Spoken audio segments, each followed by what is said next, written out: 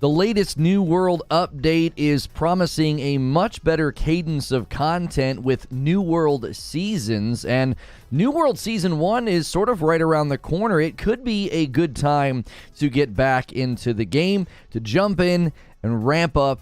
And I'm asking the question, is it time to come back? I want to walk through why I myself walked away from the game, why I've continually told people I think this game could have its comeback moment. I want to talk about the rhythms in the game, the way the environments feel, but I also want to look at some of the concerns that I have if they are successful, if this format works, if this cadence of content creates a better cadence of player population. What does that mean for the server that you're on? What does it mean for returning players? So if you like this kind of content, make sure and hit subscribe and the bell button. I put all the good information right here at the beginning, so you don't have to go looking for it, and then I end up discussing it with the live audience. So if you're unfamiliar with New World, it sort of took the world by storm in 2021, late in 2021, as an MMO published by Amazon. It is currently on PC only, which is one of the things I'm going to talk about later in the video. Now, a lot of what they've done to improve the game since I stopped playing is some of the things that I said needed to happen when I was playing. In some of the earlier play sessions that I had, I pointed to things like you should make the expeditions more accessible, more replayable. Stop making me have to make keys. Like I don't think that that's a good way to treat your end game. I talked about repurposing the expeditions, and they've done a lot of these things. But my main reasons for drifting from the game were pretty simple. First and foremost, the leveling was terrible. Endgame areas really weren't fun because they were the most effective ways to level, but it became a bad combination. It was a bit of a slog. You'd be kind of easily killed by the NPCs while slowly moving your level up. I also really didn't like how expeditions were some of the best content, but they were quickly left behind. I actually think it's funny. If you don't know the history of New World, this game surprisingly started out as a purely PvP game experience, and yet some of their best content is the PvE content, their expeditions. And I had continued to say, listen, this is some of the best content. They really need to focus on this. They really need to focus on making sure I can go back in, making sure the content is relevant. And then unfortunately that just didn't happen in a timely manner for me, so I just sort of drifted away from the game. The end game shrunk down, it got narrow, and it became tiresome. All of this is incredibly unfortunate because I think this is one of the most pleasant games that I have ever played. Just being in the world was enjoyable. I think one of the reasons that it was quickly popular and people were enjoying playing it is because just being in the world was fun. Chopping down trees, mining rocks, it was great sound design. The graphics were actually pretty good for an MMO. Typically MMOs are not really known for their graphics. The environment sort of created this very pleasant atmosphere. They even have their soundtrack on their YouTube channel, just sort of combing over the different landscapes and biomes. And I've always said because of that, New World could have a very big comeback moment. It's one of the things I always said about Anthem. It was enjoyable to be in the world of Anthem and to play, but there was nothing to do, which is why many people drifted away from it. When the base game and the environments are so enjoyable to be in, I think people will come back if you give them a reason to, and it seems like they are trying to do that. So I want to look at what exactly did they announce, what exactly is coming. I pulled this directly from their blog, and the first thing they say is they want you to get more out of your journey in New World with seasons starting on March 28th. Now, they look forward to more frequent content like new features, gameplay experiences, and a season pass with 2 reward tracks, both a free and a premium. Each reward track will feature 100 tiers of unlockable rewards for new emotes, skins, gear, and other seasonal loot. Now, if you go and look at this, it looks pretty garden variety. I didn't see anything that looked out of order. It's like, oh, these are how people typically are going to experience season passes in games like this. And so I actually think you'll find similarities to games like Destiny. The question would then obviously be, how substantive is the content? Well, first and foremost, let's talk about the Season Pass. The Season Pass introduces ways for players to earn meaningful rewards. Just by playing New World players, you're going to earn Season XP, you're going to level up, you're going to unlock rewards, and their goal with Seasons is to consistently provide something fresh for every type of player. The free track is completely free for all players. It grants a variety of helpful rewards like new skins, pets, marks of fortune, boost tokens, seasonal weapons and armor, umbral shards, gypsum orbs, and a cache of materials. Now, as I list all those things, some people are going to say, I don't know what any of that is. That's true, and that's going to be, I think, a challenge for them going forward. How exactly do you get people sort of back into the game that have been gone for a while? I'll touch on that in a moment. The premium track, players who reach level 25 will also have the option to purchase the premium track for additional rewards, cosmetics, more marks of fortune, boost tokens, and more seasonal loot. You can opt into the premium track at any point during the season, and it'll retroactively give you all the rewards. This is just how season passes work. Season XP will also add to a seasonal journey, right? There's going to be challenges. There's an activity card that'll give you season XP, and that's gained through things like quests, faction missions, town projects, expedition bosses, outpost rush, 3v3 arenas, and more. And that season journey is available to players level 25 and up. It's a way of tracking your progress throughout the season. It's broken down into chapters based on the season story, with rewards for completing specific tasks inside each chapter. Now, here's the thing.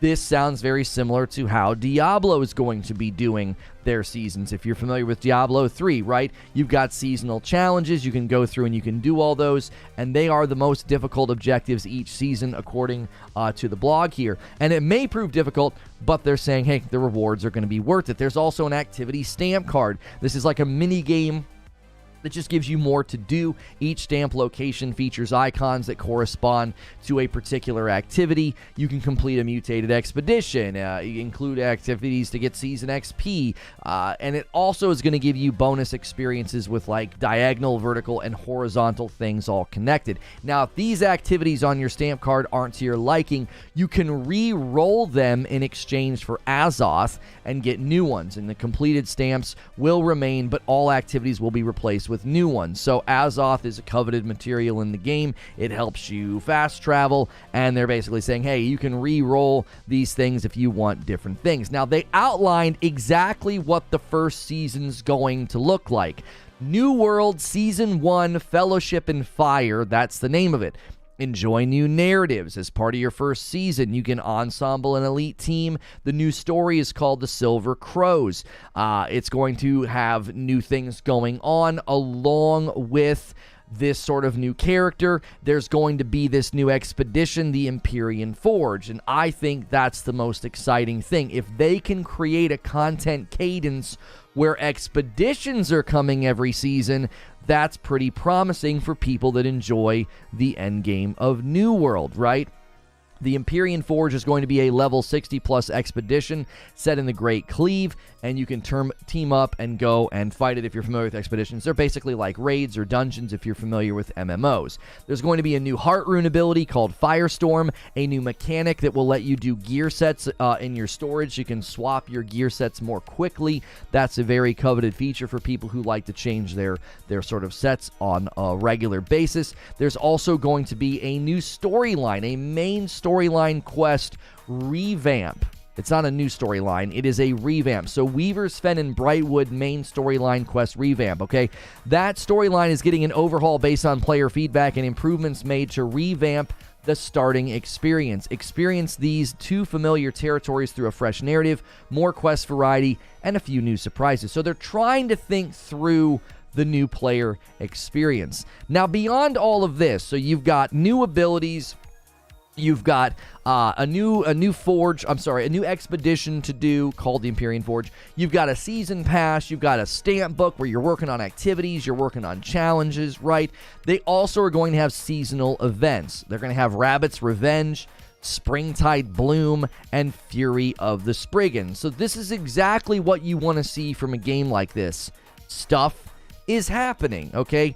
I want to give you my thoughts and conclusions about this. Will I be returning to the game? What do I think they really need to do to cement this game going forward? So number one, New World is easily one of the most approachable MMOs out there, okay? Or at least it was. The primary concern I always have is how easily can I return to the game and grasp and understand the litany of changes and system-wide adjustments and updates that have happened.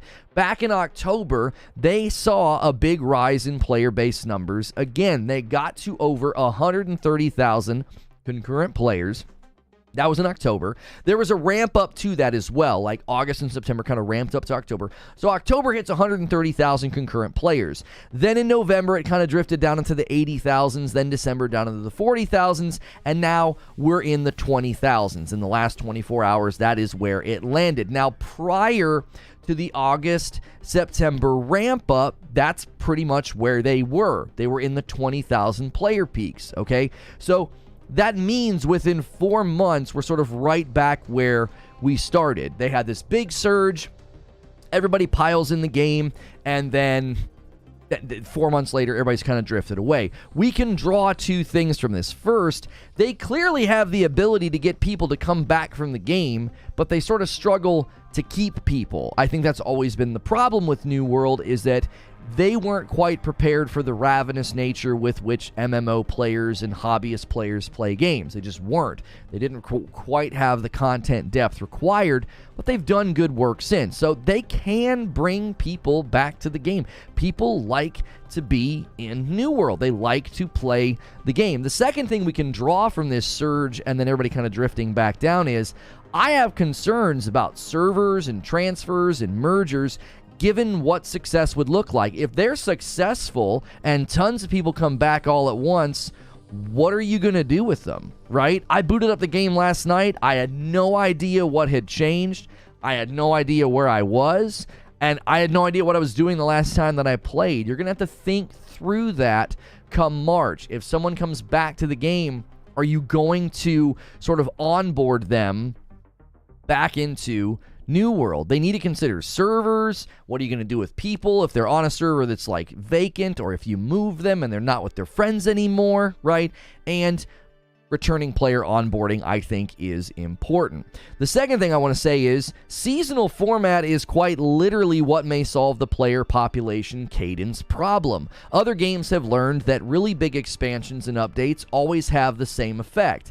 Everybody piles in, plays it, and then they just slowly drift back away from the game. It's just not enough content to sustain ongoing play, and a cadence of seasonal content tends to line up with how people play. I mean, look at what happened, right? October, 4 months later, numbers are back down again. Well, at 3 seasons a year, that kind of works. Every 4 months, boom, people pile in, they do all the stuff, and then 4 months later, you're kind of back to normal. 3 seasons a year, I think, will line up with that pattern, and I think it probably will work as long as there's enough to do, as long as the new abilities, new storylines, new expeditions, maybe new areas. I'm not sure. I mean, obviously people are still asking questions about mounts and other things, but I do think this could lead to success for New World. So, my conclusion.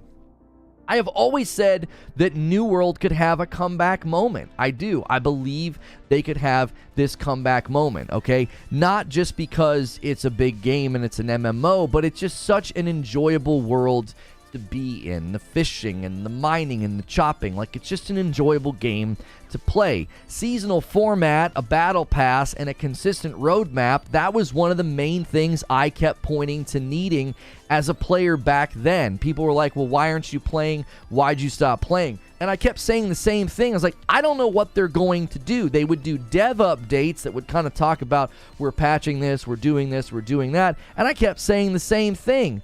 We need a roadmap.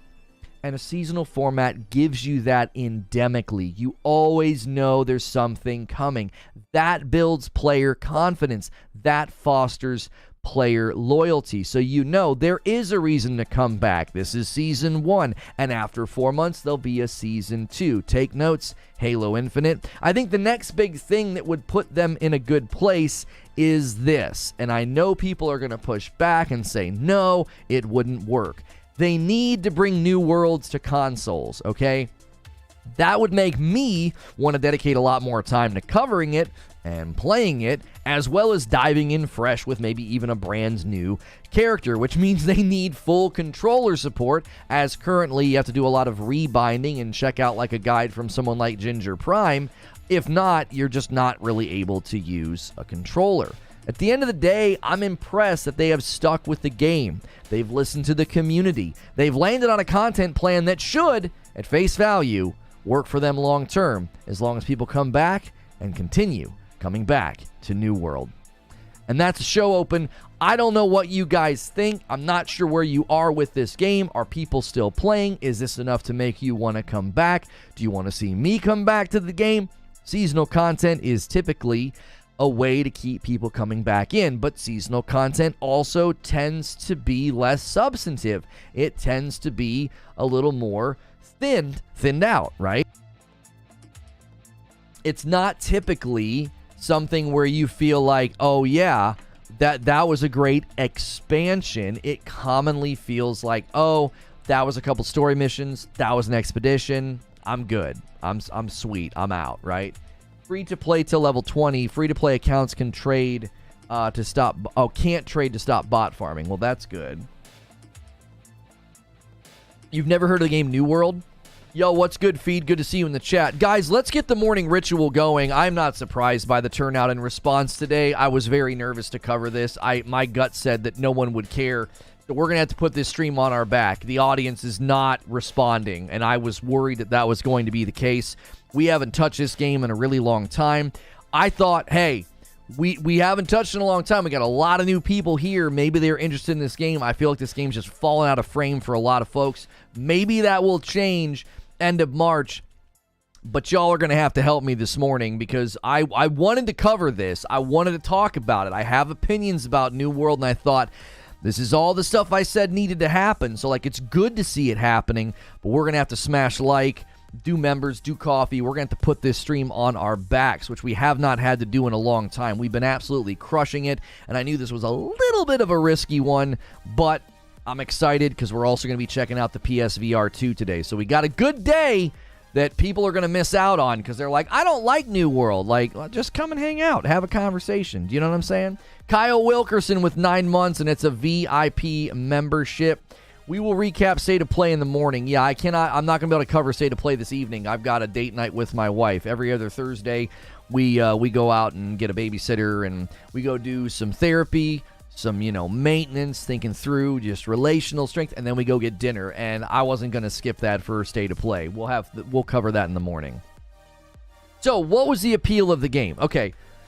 For the people that don't know about New World, right? Keep crushing it, brother. Thank you, Hex. Thanks for 15 months and a member plus. For the people that are unfamiliar with New World, it is an MMO, PC only currently. It is on Steam. And the reason that I think this game sort of rose to such great proportions is, number one, people were hungry for an MMO. And number two, not only were people hungry for an MMO, but it was a really pleasant game. It was an enjoyable game to be in. It was fun. And I think the chopping of the trees and the sounds and the forests and the fishing, it was just, you could play the game super duper casual, okay? What drove some people away, though, was all of the PvP influence. Yo, Aaron Claypool getting things started this morning, and Hex jumps right on top. That's 10 gifted members to kick things off. I said, guys, we're going to have to put this stream on our backs, and you said we will do it. Rising to the occasion. Aaron gifting 5, and it goes to Johnny McConnell, Samori, Daniel Mullen, and Vanilla Funk, and Gaming for Years. And then Hex's 5 go to Michael, Jacob, Kim, Kratos, and Drunken Pie Man. You guys are all now members. You are not going to want to miss this Friday night for members. PSVR 2, I've got it. I've been using it. Here's the proof. I have it, and my wife and I are going to play Friday night. I'm going to play today as well, but I'm going to make her play PSVR 2 on Friday night. It is going to be hysterical. There are some really fun games. As long as it doesn't make her too motion sick, I think it will be hilarious. So make sure you're here Friday night. So one of the reasons, though, that I think a lot of people drifted from New World is it really appealed to the casual.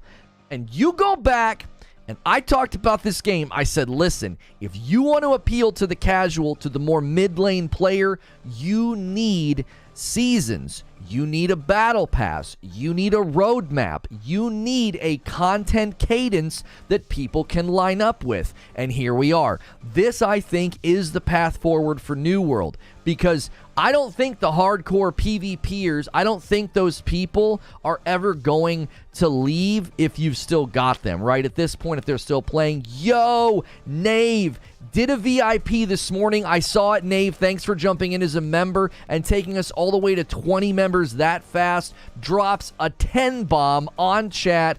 You guys always rise to the occasion. I know I can throw that out there and say, guys, we're going to put this stream on our backs, and I know that you guys will do it. Y'all are committed. Matthew Amos got a gifted membership. He's been here a lot. Yo, Doc Dark got one. You love to see it. Doc, I hope Doc's here Friday night. I've been having so much fun with him hanging out in chat every once in a while. Gabriel and Brob and Nearly Crazy and No One Someone and David Hollows and Penguin Owens, you guys are all now members. And I saw a Cowboy in chat, and now your mama knows. He says the crazy thing is Amazon created New World but didn't put it in their cloud service, Luna. Yeah, I don't think they needed that. And Parasito is going to get us to 25 members just that fast. Lone Wolf says, nah, we're going to go past it. We're going to go past it. We're going to go to 30. Every 25 members, I have to gift 5 members. I do that at the end of the stream because I want to give you an incentive to stick around. And Lazaro's going to jump in and do 5 memberships. You guys are going crazy this morning. I was like, oh no, we don't have the strong turnout we've been having. And I put the call out. I said, guys, put this stream on our backs. This is going to work. Thank you very, very much for supporting the channel. We are nearing 2,500 members. When we hit 2,500 members, we will do a triple header horror game weekend with my wife. You don't want to miss those. Those are amazing. They're fun. We did it with The Quarry. We did it with Until Dawn. Thank you so much. If we hit 3,000 members, I have to do a Just Dance stream. That's why I set it that high, because I don't want to do another Just Dance stream. If we hit 3,500, I have to do it in like an outfit. So I don't think you guys can hit it. I think we're too close to the end of February, and I'm kind of breathing a sigh of relief. Anyway, Gondor calls for aid. Quintar is always so generous, and he jumps in. Quintar has been gifting so many members. Thank you, Quintar, for gifting 5, taking us to 40 members already. We've only been live for 22 minutes. I can barely talk about the topic. Haven't seen you since Destiny. I stream full-time on YouTube. Go look for Reforge Gaming. We cover all sorts of topics, variety gaming news coverage. Today, we're talking New World. New World seasons, they're coming. New World Season 1 is right around the corner. It's about a month away. So we're asking the question, is now a good time to get back into New World? And I actually think probably yes, it is. I'm tentatively convinced. I am tentatively convinced. Limitless Gaming, I love when people do just one. I love showing that to the chat. Listen, these guys come in and they flex and they drop 5 bombs and 10 bombs and 20 bombs. You can gift one member, pay it forward, let somebody experience some of the great things we have, the extra content, the members-only Discord, all the things the community gets to enjoy. You can do that for $5. You can give that to somebody for the whole month. A one gifted member train is a great thing. And if you can afford your own membership right now, consider doing it. Just jump in. Make room for the folks that can't afford a membership. Jump in. Get committed. We got a lot of things going on. Talica with 9 months says, morning Lono in chat. Let's get those likes, people. Thank you for 9 months in a VIP, Talica. I appreciate that so much. Yeah, if we can hit 200 likes with this amount of people, that'll really drive this video. Seriously, it really will. We only need about 40 more, so smash the thumbs up button. We've already got 3,000 likes over here on the Tickety Talk.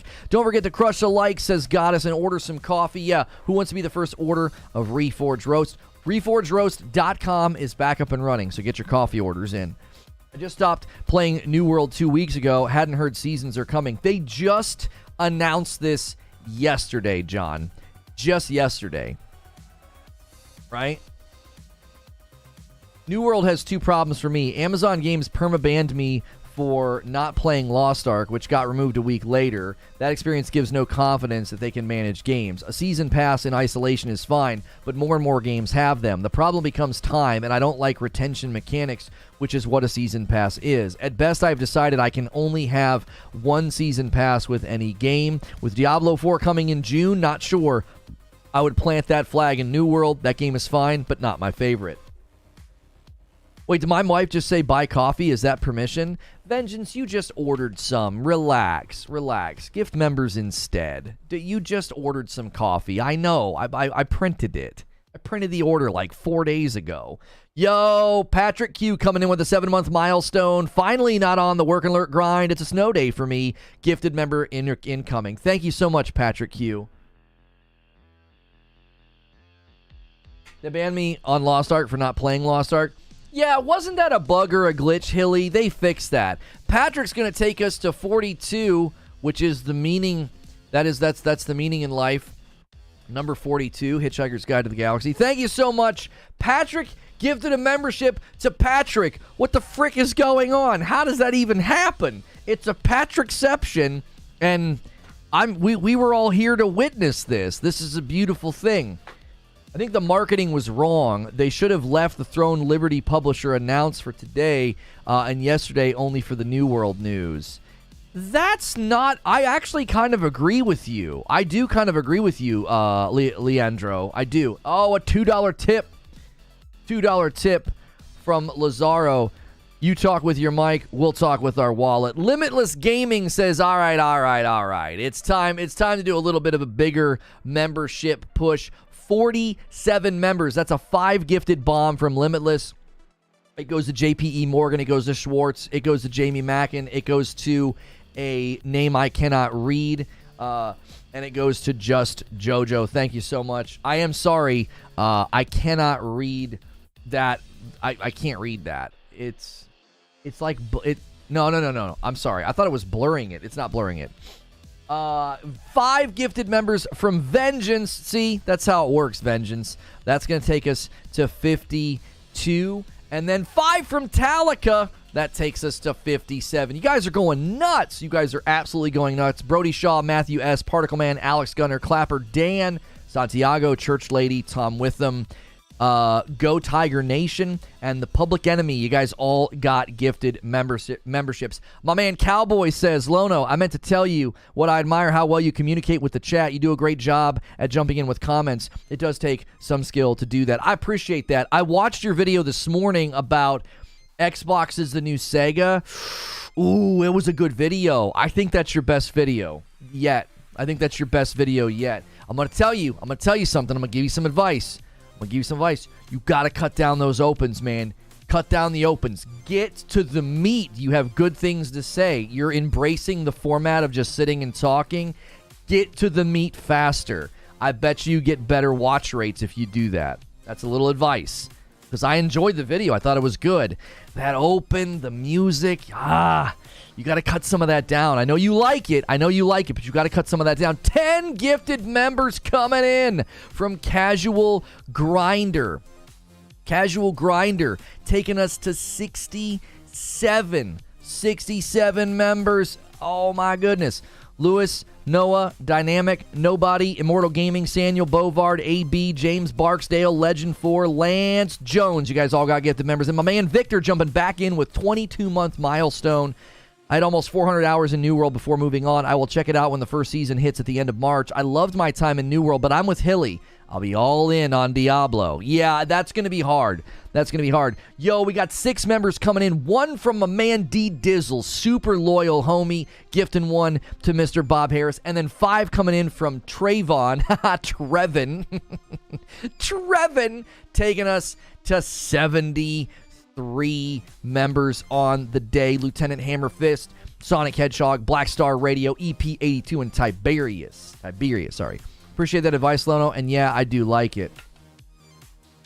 I think the stuff you do with the voices works. Don't stop that. When you're like, I'm a fan of Nintendo because of Mario. Keep doing that. But I'm telling you, bro, you got to get to the meat within 20 seconds, 20 or 30 seconds. Get into the meat or people are going to leave. And that hurts your videos. It does. It does. Got to get to the meat, man. People will leave. They're like, this guy's screwing around. He's doing intros and stuff. Intros with music and all that, that's old school YouTube. You got to get to the new school, right? You got to get to the new Kanye, right? You got to get out of the old. A coffee order coming in from Slewfoot. He grabs a bag of the Frickmas blend. Guys, don't forget to use code GETFRICKED when you order the holiday blend. You'll save 20%. Thanks for the gifty, Patrick. Yeah, Patrick is getting there. The Patrick gifting the Patrick. Guys, thanks so much for a great turnout today. New World's only issue are the small dead servers. Need to move and migrate so the game feels lively or gameplay will carry it. I agree with you, Caleb. Here's the thing.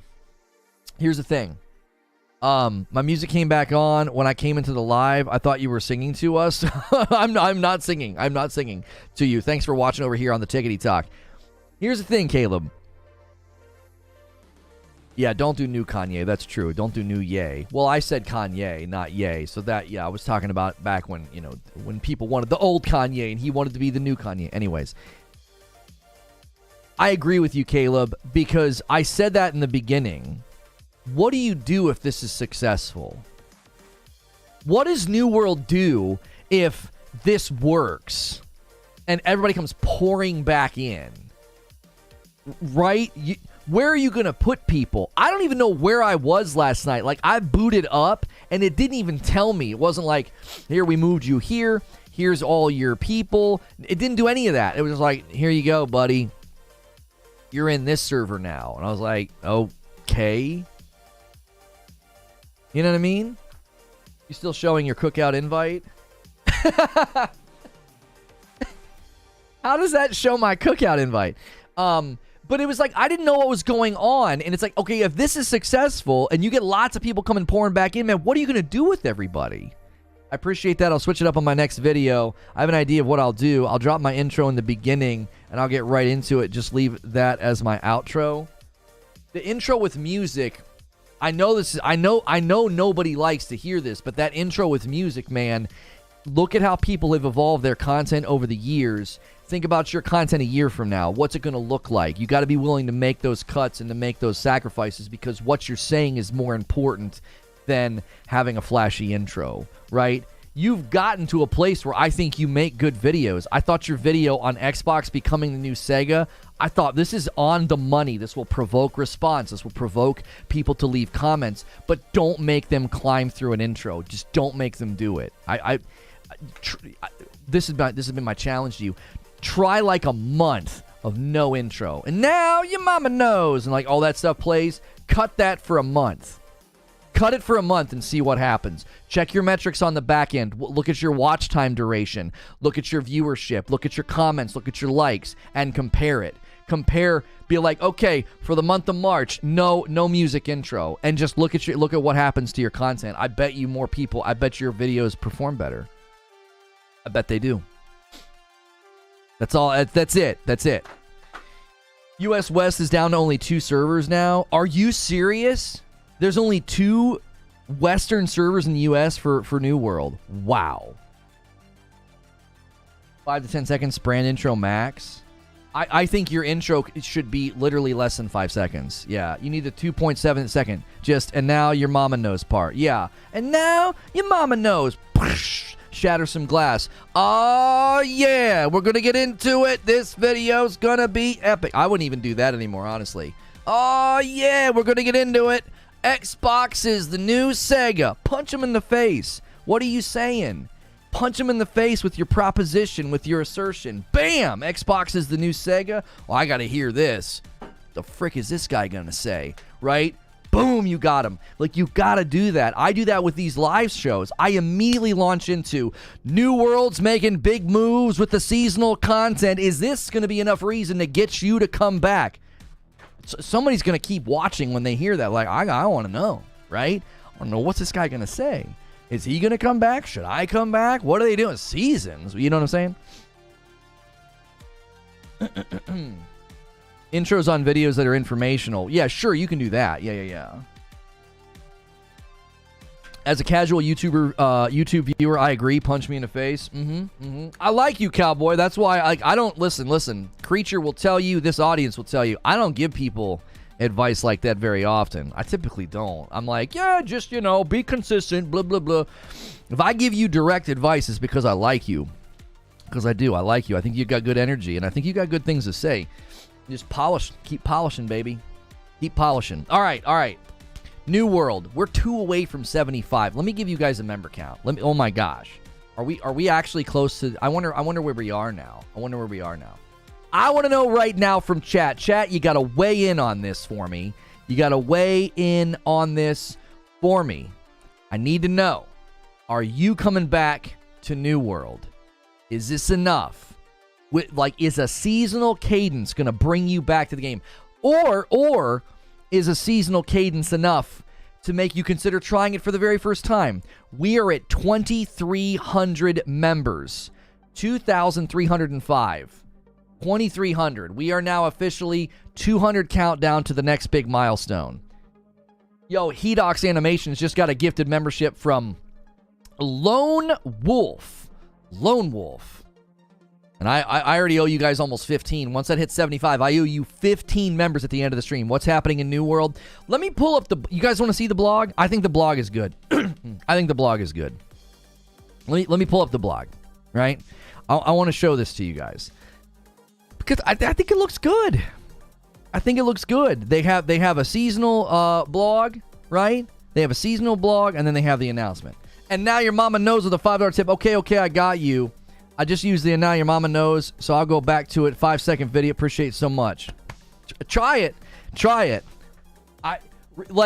What's that saying? Real knows real. Like, as soon as I saw Doc's video, as soon as I saw some of your videos, I'm like, these are like real good dudes. Like, they got good things to say. Like, real recognizes real. And I like your guys' stuff. So, yeah. That's it. All right, let's look at this blog. Oh, hang on. I got to zoom it out. There we go. Let me move myself to the other side. All right, so people are like, what are they doing in New World? What's going on? I have to be big because I have an ego. Okay, here we go. Seasons, announcements, and facts. So here we go. February 22nd. So this was yesterday. Greetings, adventurers. Okay, so what they're basically announcing is we're going to a seasonal model, 3 seasons a year, okay?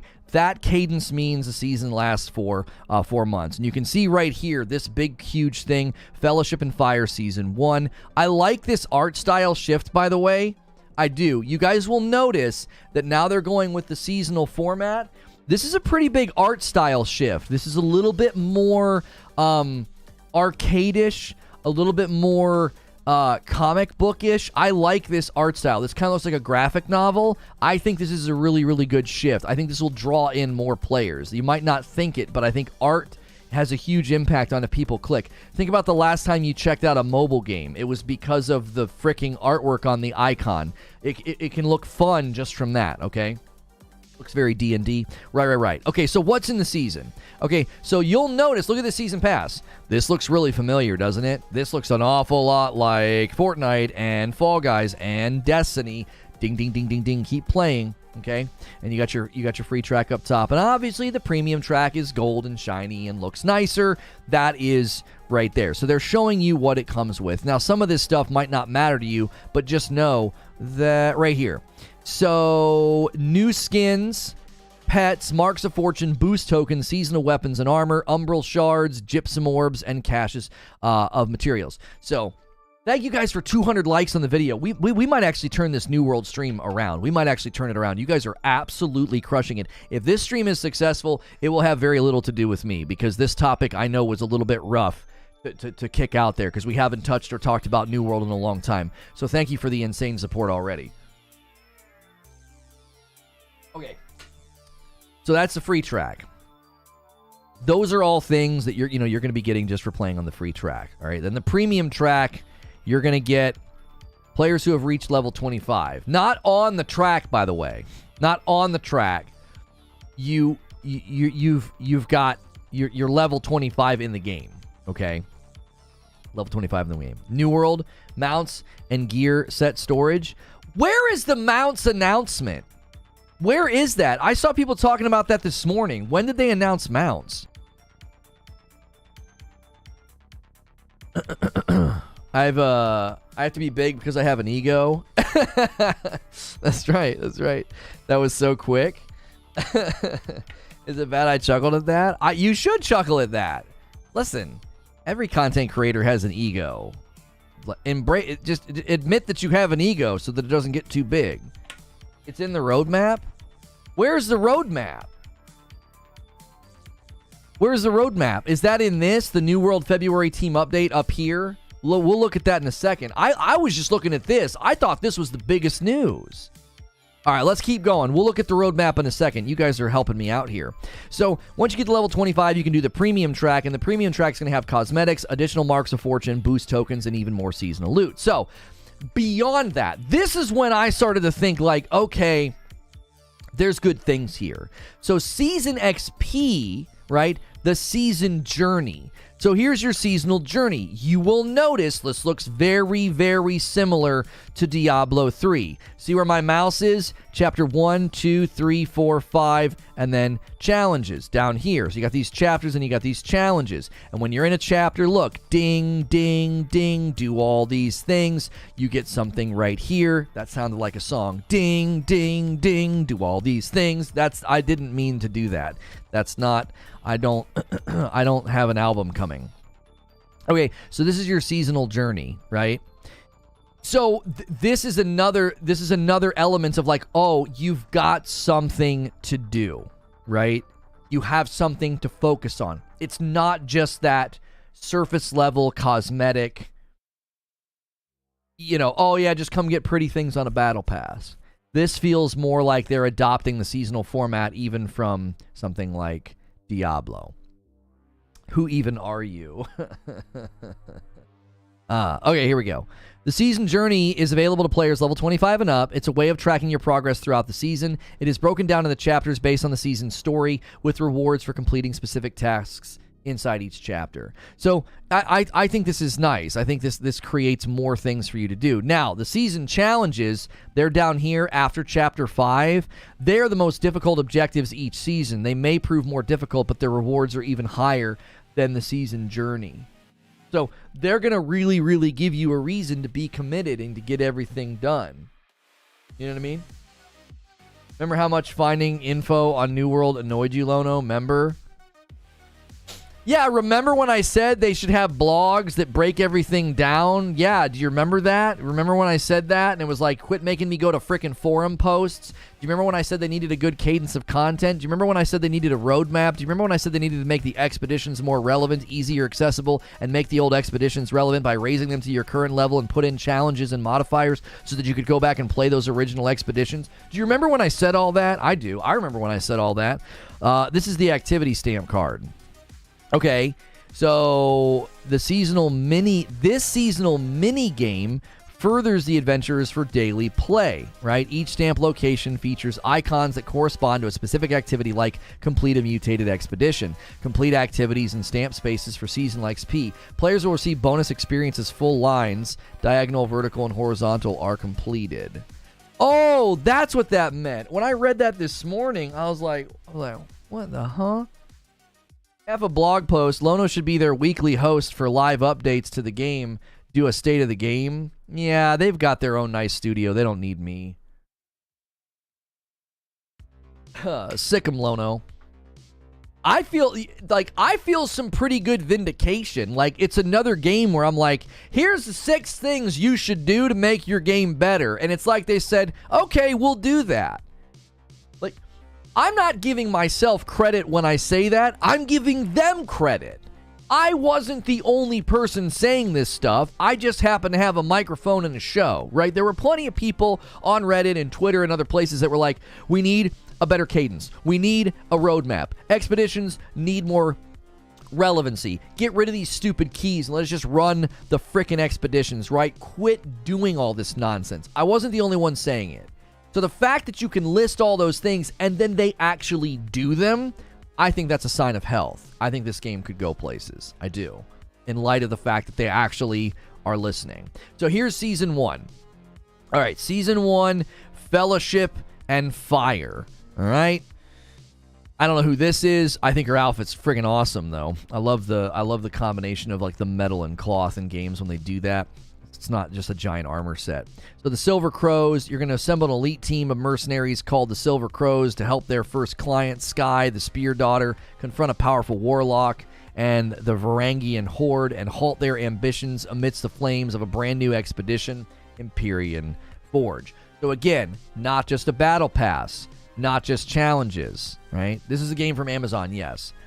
New story, right? And the new story leads to a new expedition. I'm going to continue to say that I think New World should leave behind all the PvP crap and just focus on the PvE, because I think that's where their best content is. I think their expeditions prove that they can make amazing PvE content. I've continued to say that. I've continued to be shocked that they're that good at creating PvE content, because their PvP was their main focus at one time.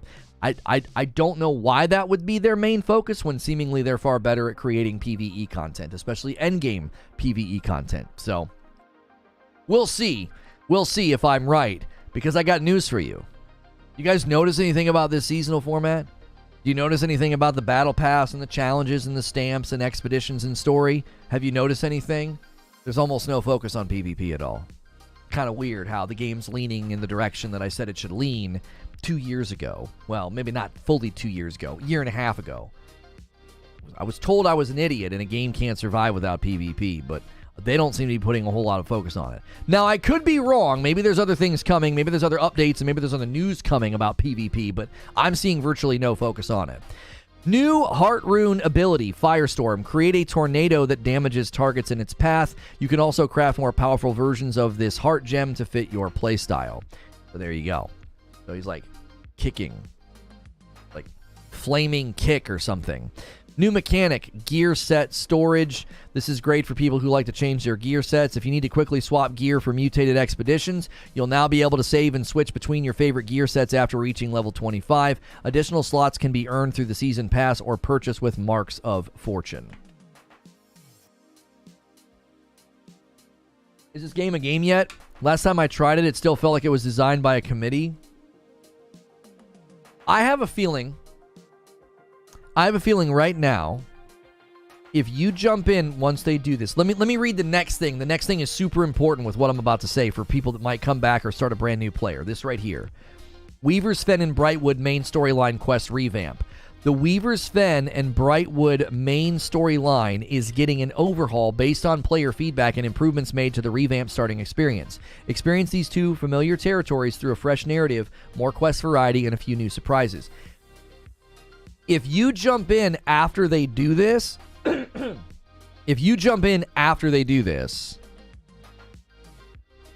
I would say that you're going to get a complete experience.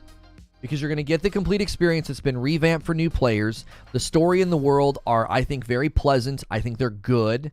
I don't think the story is excellent. I think it's good. I think it's fine. I think it does its job. I think the content loop and being in the world is very good. I think the expeditions are where their excellence shines through. And then you can be in the seasonal grind. You're literally going to get to level 25 and you're going to be working on all the stuff. The challenges, the stamps, and the season pass. You're going to be in. You're going to be in like Flynn. If you own this game, I would jump in once all these updates hit as soon as Season 1 starts in March. Yeah, New World is a one-off purchase of what, like $40 right now? Okay, then there's seasonal events. New threats, festivities, and more will come to Eternum throughout each season. So Rabbit's Revenge. That's terrifying. Corrupted rabbits have returned to Eternum. Hunt them down to obtain special specific event rewards. And then you have Springtide Bloom. The time of awakening has arrived. Springtide Bloom calls its children to share an ancient secret capable of granting true freedom. Help the enigmatic Bloom Herald unravel the mysteries of the ethereal wispy bloom and collect Springtide's fertile bounty for a limited time reward. Harvest with caution as swarms of vile wispy wasps guard the blooms with fury. I mean, this is just I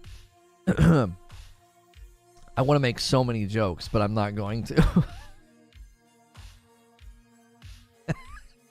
New World has Pride Week. All right, moving on. Fury of the Spriggan. The Earth has been restless since the Aned awoke. I'm not sure how to pronounce that one. Cooperate in open world encounters to defeat dryads and a mighty spriggan for an event specific daily rewards. Okay, so it looks like their seasonal events give you a reason to like log in every day, right? Do you think it's worth starting a new tune? I kind of think that would be the way to do this, Adnor. Like, I went and grabbed my level 59 character last night, and I'm like, I'm not attached to him. I'm not attached to his loot. I'm not attached to his build. I don't know what the frick I'm doing. If I start a new character, guess what I get to do? I get to procedurally learn all the new features, all the new systems, all the new stuff. So, I would probably say yes. Just start a new character. Unless... I think that'd be the right way to do it. Because there's so many things, I have no idea how any of it works. That's something that they have to consider. A returning player that doesn't want to start all the way over, how am I supposed to learn all these systems? You made system-wide, humongous changes to the game. I don't know what in the heck's going on. Every New World update that came out changed significant things, and I didn't go read all those. Even if I went right now and got myself a cup of coffee and sat down on my couch and read through every update and blog post of the last 1.5 years, I still would struggle to grasp what in the world's going on. What's the theme and setting of this game? The art looks aggressively generic. That always turned me off. I mean, it's a fantasy RPG. Like, I don't know how you make that look specific. I was looking at Throne and Liberty and thought the same thing. Then I also kind of had a conversation with myself. It's like, it's a fantasy RPG. What do you want them to do, right? Okay. Is the frequently asked questions, is this where mounts come in? No. Where's the roadmap that you guys are talking about? Is it this blog post? New World February team update. Video summary. Oh, so they are doing PvP updates. I don't think the seasons don't look at all focused on PvP, but they are going to be doing major PvP updates on the way. Colored outlines for enemy AoEs and PvP modes. Cross-world outpost rush scoring changes. PvP reward track updates. New 3v3 arenas map. Territory influence changes. Okay. Balance changes. Oh, here's the roadmap. Okay. This month's update concludes with a deep dive into the 2023 roadmap. I'm in the way. I'll just leave it small. So spring. And we know the name of the next season. Okay, so spring, seasonal story, gear set storage, new expedition, new heart rune, seasonal and world events, MSQ update, colored outlines and enemy AoEs and PvP, balance update, season pass. Okay, and then let's go to the summer. Season story, transmog. So, there's another one for the list. They're bringing transmog. Season trial. It's a 10-person battle. Sandworm elite trial. Raid groups. New heart rune. Cross-world outpost rush, seasonal and world events, balance update, season pass. Okay, so it doesn't look like we're going to get an expedition for every season. I thought that would have been a bit much. I should have looked at this. I didn't see this. This should have been included in my show open. I did not include this in my show open. Dadgummit. I thought everything was contained in the other blog that I read because it was like, here's everything coming. I did not see this. Look at this. So in the fall, MSQ update, perk balance updates, seasonal and world events, territory influence update, season pass, and season 3 will coincide with an expansion. It will coincide with an expansion. New story, a zone transformed, new expedition, mounts, new weapon, new heart rune, gear score increased. This is big right here. This is big. So they're doing seasonal cadence combined with expansions. I told you guys the one time they pushed out a blog. Remember when I said when they were doing the winter event and I said, you know what this blog really reminds me of? It really looks like stuff that Bungie does with Destiny. And here we sit. 3 seasons a year with an expansion. Like, that's what Destiny does. That's their model. Wait, I thought they were doing 3 seasons a year. I see 4 here. I don't understand. I thought they said 3 seasons a year in the other blog post. I'm seeing 4. Winter. Season Story, Season Trial with Mutators, Season Trinket, MSQ Update, New Expedition, New Heart Rune, Seasonal and World Events, Cross-World Arenas and Expeditions, Seasonal Territory Control, Season Pass. So what does cross-world mean? So can I do a cross-world expedition with you, like if you're in a different server? Is that what that means? They're doing 4 every 90 days? I swear they have a typo in their one... Hang on. I swear they have a typo. Each season will last approximately 3 months. Maybe I saw the 3-month thing and I jacked it up in my brain. Yeah, I think I saw the 3-month thing and I must have jacked it up in my brain and thought that they were doing 3 a year. So my show open is incorrect. Yeah, my show open's incorrect. I said 3. It's 4, and they're 3 months each. No seasonal story with the expansion. Yeah, the cool thing about this is it looks like the summer is the only time you're not getting an expedition. That's 3 expeditions this year. Servers are called worlds, so that cross move is very interesting. Yes, it is cross server, but it's limited to region, so only group with other people in North America East servers. Yeah, that's a huge answer to what I said in my show open. Dadgummit, I didn't know that this existed. I thought the big announcement was the season thing. This is bigger than my show open. My show open doesn't have this in it. The fact that they're bringing cross-world Outpost Rush, and then at the end of this year, there'll be cross-world arenas and cross-world expeditions. That's huge. That means if this is successful and a bunch of people come clamoring back, you don't necessarily have to be on the same server with someone. You can literally do cross-world expeditions with them. Now, obviously, you can't cross-world explore and fish and quest and all of that, right? That's still a part of my show open that I think is good. It's like, what are you going to do with everybody if they all come clamoring back? If you suddenly have this huge surge of interest in your game again, run it back. Yeah, run it back. We'll do the monologue again. Show open take 2. That's right. Okay. That I think they're making good moves because listen, this is stuff that we said really early on. We said, listen, if you're successful and if you get people to come back, you're going to have creative ways that doesn't constantly have people bouncing from servers. I can't constantly move and shuffle according to either player population or what my group is doing, what my company is doing. Clan, whatever. It's company, isn't it? Start a new stream. We'll talk for 30 minutes while we wait for you. It'll be like nothing happened. That's right. How does one retcon a show open? It's not that it's wrong. It's just incomplete. It's incomplete. Who wants to capstone this 74? Like, somebody needs to get us to 75 members, and then somebody's got to dunk with a 25, like, right after. Do a monologue at the end of the show and use that? No, that's fine. Adnor says 300 likes should be easy right now. Oh, yeah. So easy. We have almost 400 people here. Let's go. Let's see 400. Let's see 300 likes on the vid. Give a thumbs up. Give a subscribe. Order some coffee. Become a member. Give some members. These are ways to support the channel. Hey, there it is. Sorcerer is going to do it. Sorcerer just did the layup. Bam.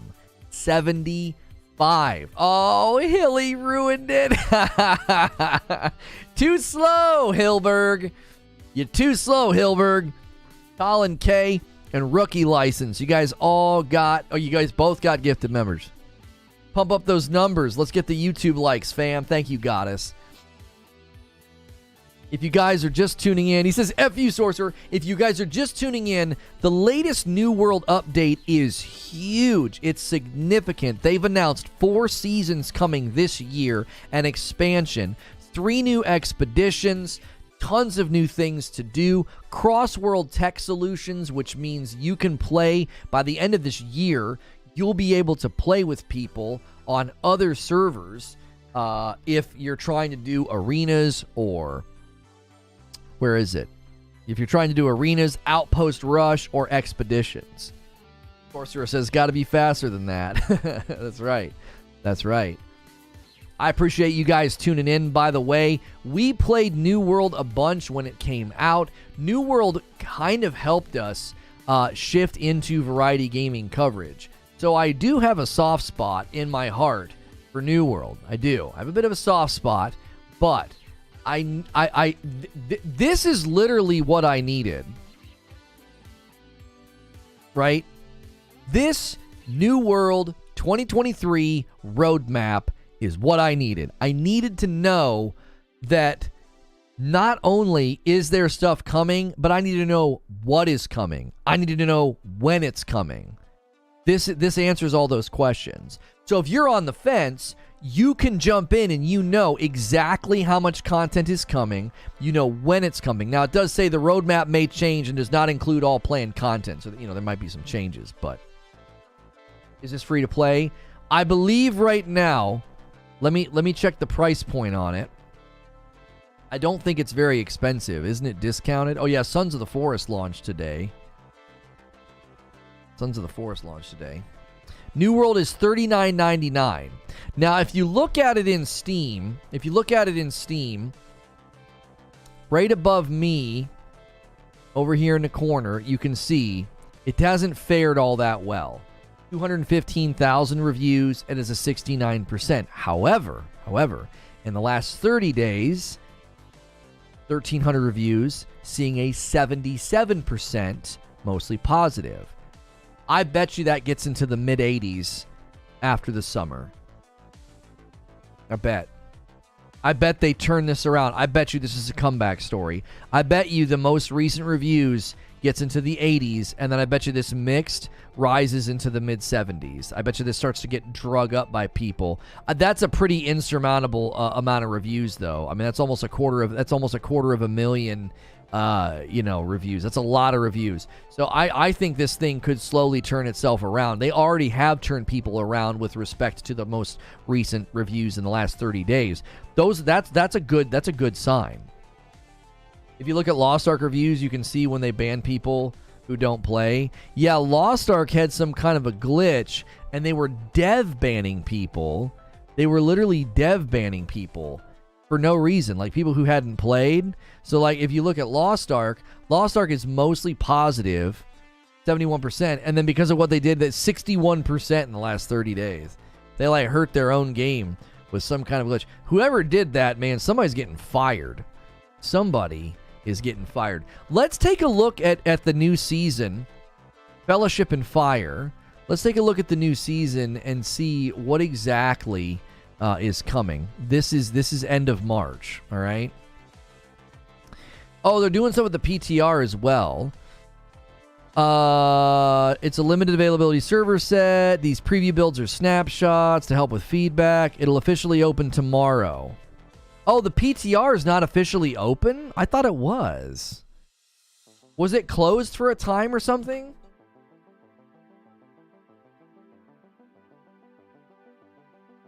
It was hit to control bots. Yeah, they corrected that, but people didn't go back and fix their reviews. People got really, really angry because all of a sudden you have a dev ban on your account. Imagine getting banned for no reason in a game by a developer and, them not fixing it. Anyway, the Brimstone patch saw a lot of players return, myself included. I still think the devs can steer the ship.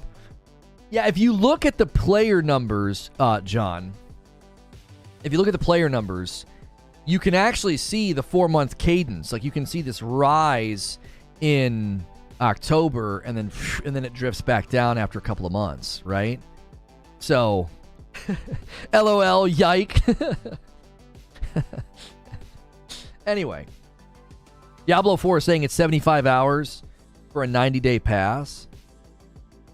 Okay, so 75 hours divided by 90 days, you have to average a little less than an hour a day. That's 45 minutes a day. So that's how many weeks is that? 90 days divided by 7, so that's almost 13 weeks. So if you take the 75 and you divide it by the 13 weeks, you have to average almost 6 hours a week.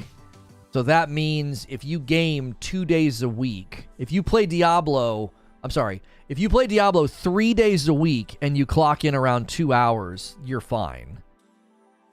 You're fine. If you sit down and play for 2 hours twice a week in Diablo, you'll be totally fine.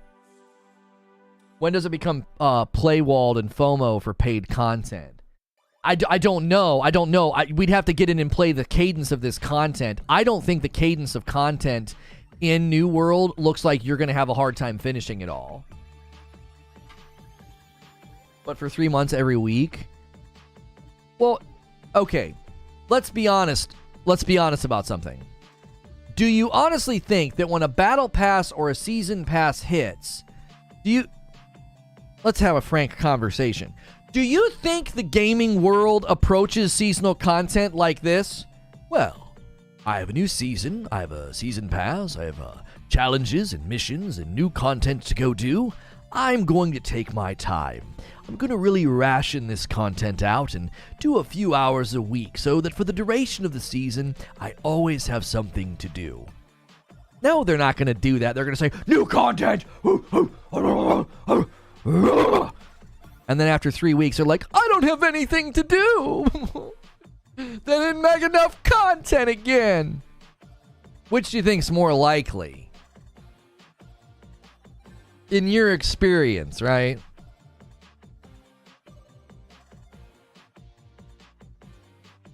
I feel personally attacked. Good. Like, you see what I'm saying? Like, this idea of like, oh, I've only got 90 days to do 75 hours. I've only got 90 days to do 75 hours. A giant portion of the community is going to do that 75 hours in the first month. They're just going to content's over their shoulder. I got nothing left to do now. Sounded like a Destiny crybaby for a minute. That's everybody. Listen, I came to a realization recently. The Destiny community is special because they think they're special, not because they are. They think they're unique. They think their problems and their plight and their game and their frustrations, they think that they're unique, and that makes them adorable because they're not unique. These problems exist in every freaking game in existence that tries to do live service ongoing content model. It's all the same. It's all the same complaints. It's all the same player behavior. Yeah, that's old. That's old, Butters. They've been saying that for a couple of days, haven't they? The CWA saying they should approve it. The I'm special mentality that has led to that community's demise, at least in the streaming world, it has. We're special and we raise money for charity. So does everybody. So does everybody. You're not special. Jiminy Christmas. All right.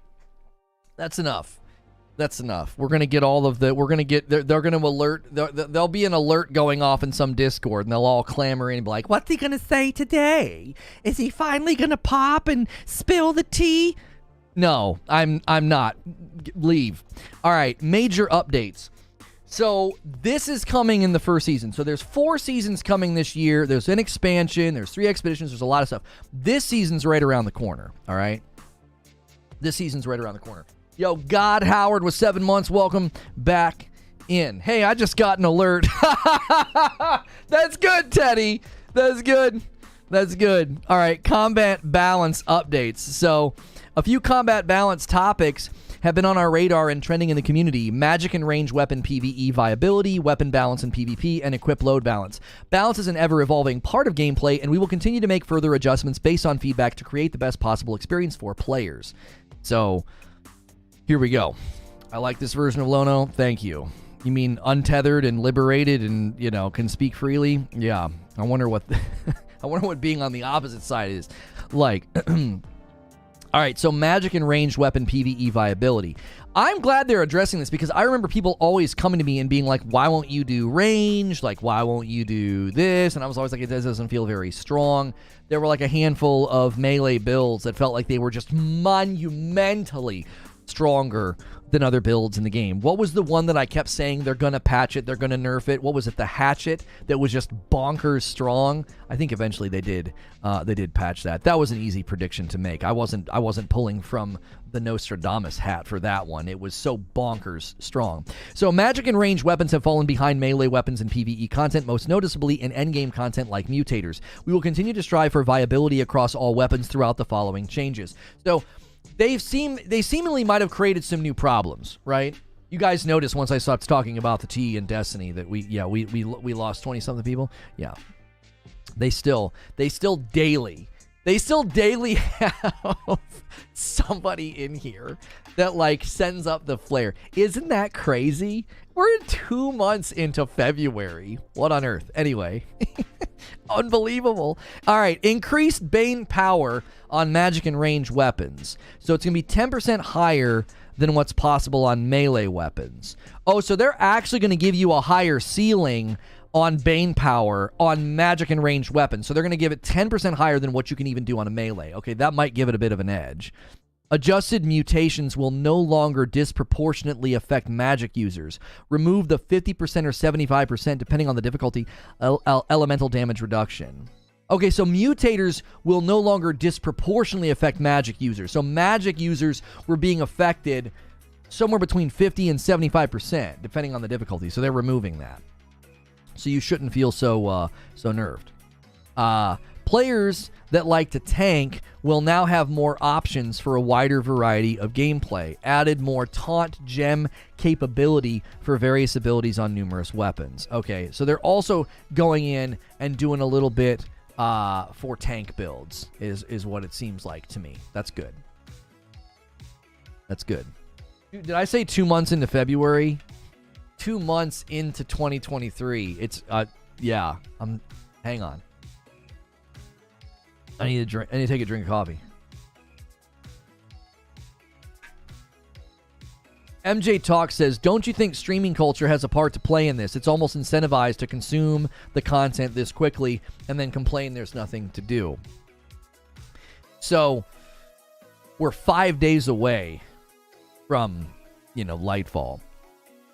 And just keep your eye on the content creators for the following rhythms and patterns. This rhythm and pattern is in every game. Coming back to Destiny, boys.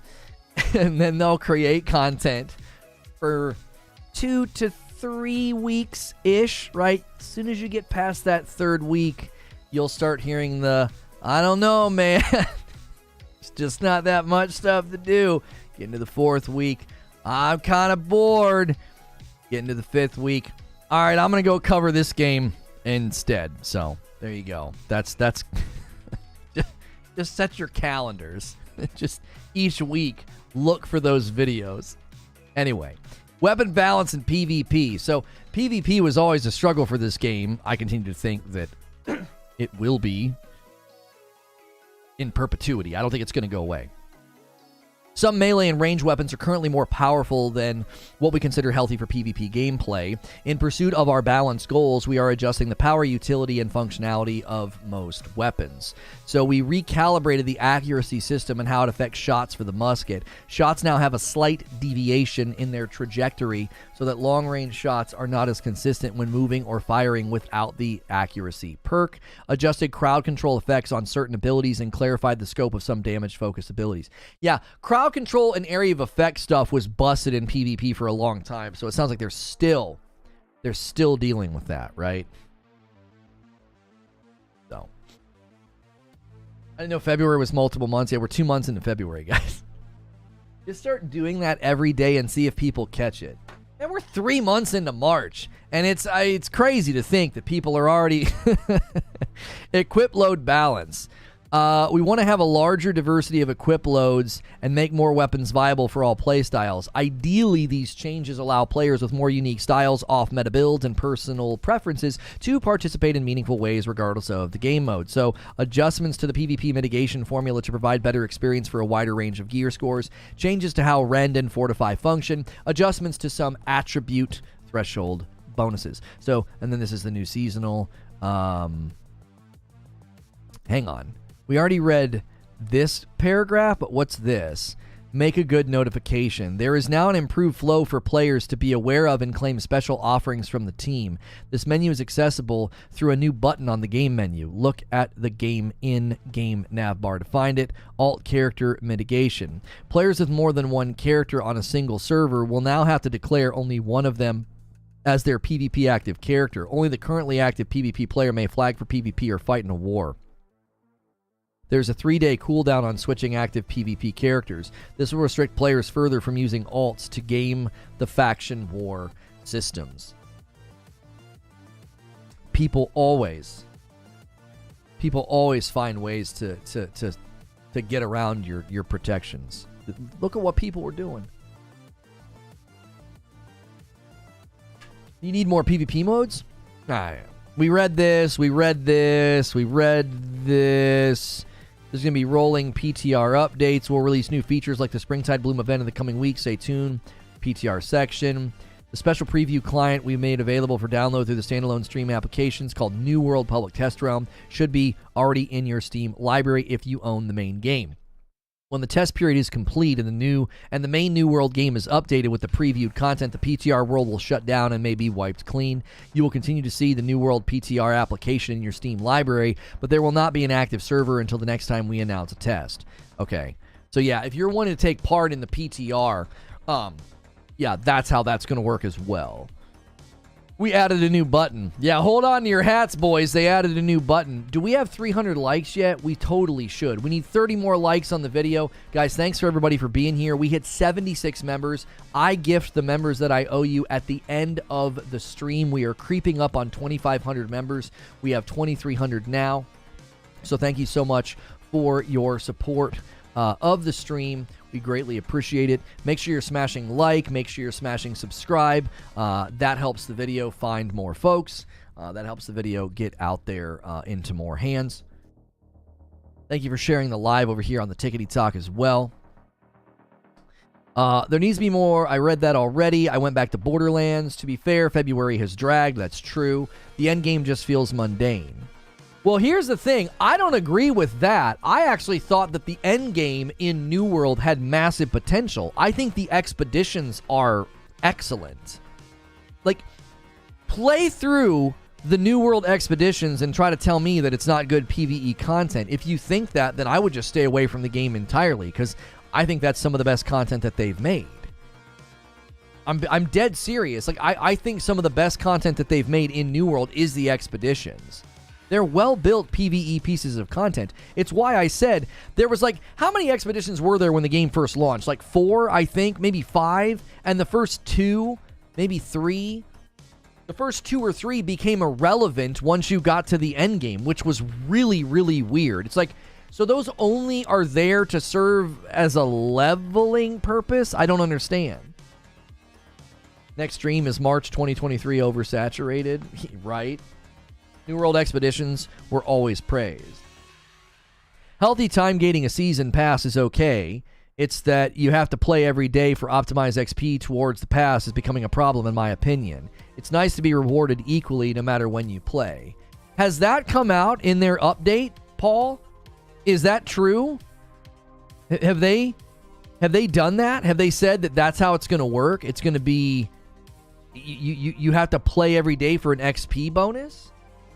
Yo, Damon Weathers becoming a VIP plus. That is a big membership, pushing us to 77 members on the day. That's commitment, man. You're jumping in, you're supporting the channel, you're doing a higher tier of membership. I greatly appreciate that. I really do. I love a brand new membership as much as I love the membership bombs. I think they're equally important to us thriving and growing in this environment. Thank you. Anyone else excited for the Sons of the Forest? I think Sons of the Forest looks really, really dope. I'm going to be playing Call of the Mountain VR today on my PSVR 2 instead of Sons of the Forest. But I do think Sons of the Forest looks good. No, I'm saying that. Sorry. The blog does say daily quest, so that's a time gain on the XP. Well, here's the thing, though. Go to where they're talking about daily quests, all right? Where are they talking about daily quests is here, is it not? Is this where they mentioned it? No. Wait. Each stamp location, specific activity like complete a mutated dungeon. You can re-roll. Maybe it's up here. Maybe it's up here. Hey, God Howard's going to gift a membership. Let me drag this over here so that I can edit it even when I'm in this scene. Taking us to 78 members. You guys are the friggin' best. It goes to 2K. Welcome in 2K. Right here. Yeah, but here's the thing. Season XP, the season journey, the challenges, and the activity card all give players season XP. Season XP can be gained through other activities, quests, faction missions, town projects, expedition bosses, outpost rush, 3v3 arenas, and more. So you can literally just do normal gameplay and you'll get season XP. You can also get season XP through the seasonal journey, which is the chapters 1 through 5. That's like the Diablo style stuff. The challenges down here and the activity card. I really, really do. Is that a member goal? Every 25 members, I gift 5 members. So that's why we keep the member goal like that. So right now, I owe you 15. You're not playing Sons of the Forest? Not today, I'm not. Not today. I mean, I could switch over to members today and we could check it out. I feel like they're giving you so many options to play here. I'm not worried about it being like, oh, I've got to log in every day. I would just ask them how long it would take the average player to complete a $20 pass. I think that is a fair question. I think that's a fair question. I think they changed their mind, by the way. Look at this image. I think they did have something somewhere that was mistyped. Look how long the season pass says it's going to last. 125 days. That's not a 90-day season, right? The season pass is $20. The premium track, didn't they say that? Where does it say the price of the premium track? Oh, I don't think they had the price of the premium track anywhere, do they? It might be down here in the frequently asked questions. The premium track upgrade will be 20,000 marks of fortune. It can be purchased there. Yeah, so that's a $20 purchase for the premium track. Yeah. That is a little bit high, isn't it? That one slipped through the radar. Yeah, that one slipped through the radar because that is a little bit higher than most season passes. That means you're paying four times a year. That's $80 a year. That's $80 a year. Plus, are they going to sell the expansions? Right? Are they going to sell the expansions? The annual expansion? Is that also going to cost money? Put in order what I most want to play.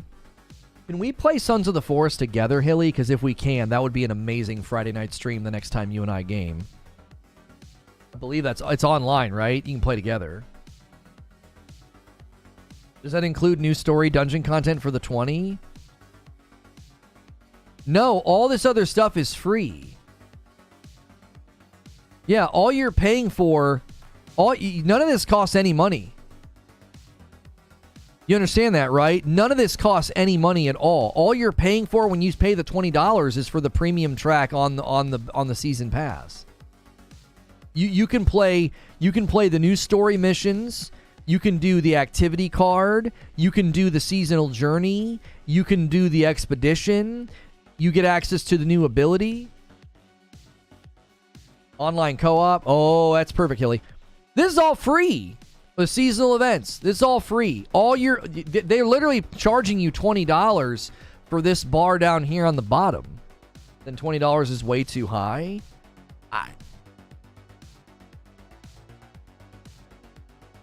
All right, hang on a minute. Hang on. That seems expensive. Wait. Let's slow down. Let's slow down before we go. I feel like we're about to fall off the rails. They're literally giving you free content. Expedition, story, weapon, abilities, all totally free. You can come back to the game and spend $0. But if you want all the pretty shiny stuff on the battle pass, you pay $20. Think of it this way. You're essentially spending $10 for the pass and $10 for the content. Like, if you really think about it. Like, you're getting substantive content for... What was the per cost of Destiny seasons? Wasn't it 15 and then 10 if you bought it bundled? But is it on Game Pass, though? Isn't this $5 higher than the way Bungie did it? And Bungie, you were spending more than just for the cosmetics, were you not? Weren't you getting into activities?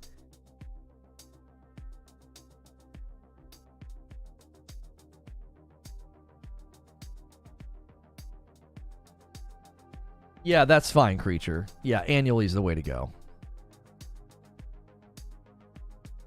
It's only 10. I thought I've not played in such a long time. I thought the Destiny seasons were 15 if you bought them individually. And if you bought them bundled, they were 10. Maybe I misremember. I'm thinking of something else. Couldn't you save money by buying them all bundled? Sick t-shirt. If you like this Miyagi-Do shirt, I have not been running my scene switcher. There we go. If you like this Karate Kid shirt, it's from 80s Tees. Oh, look at that. Look at that. Oh, look at that.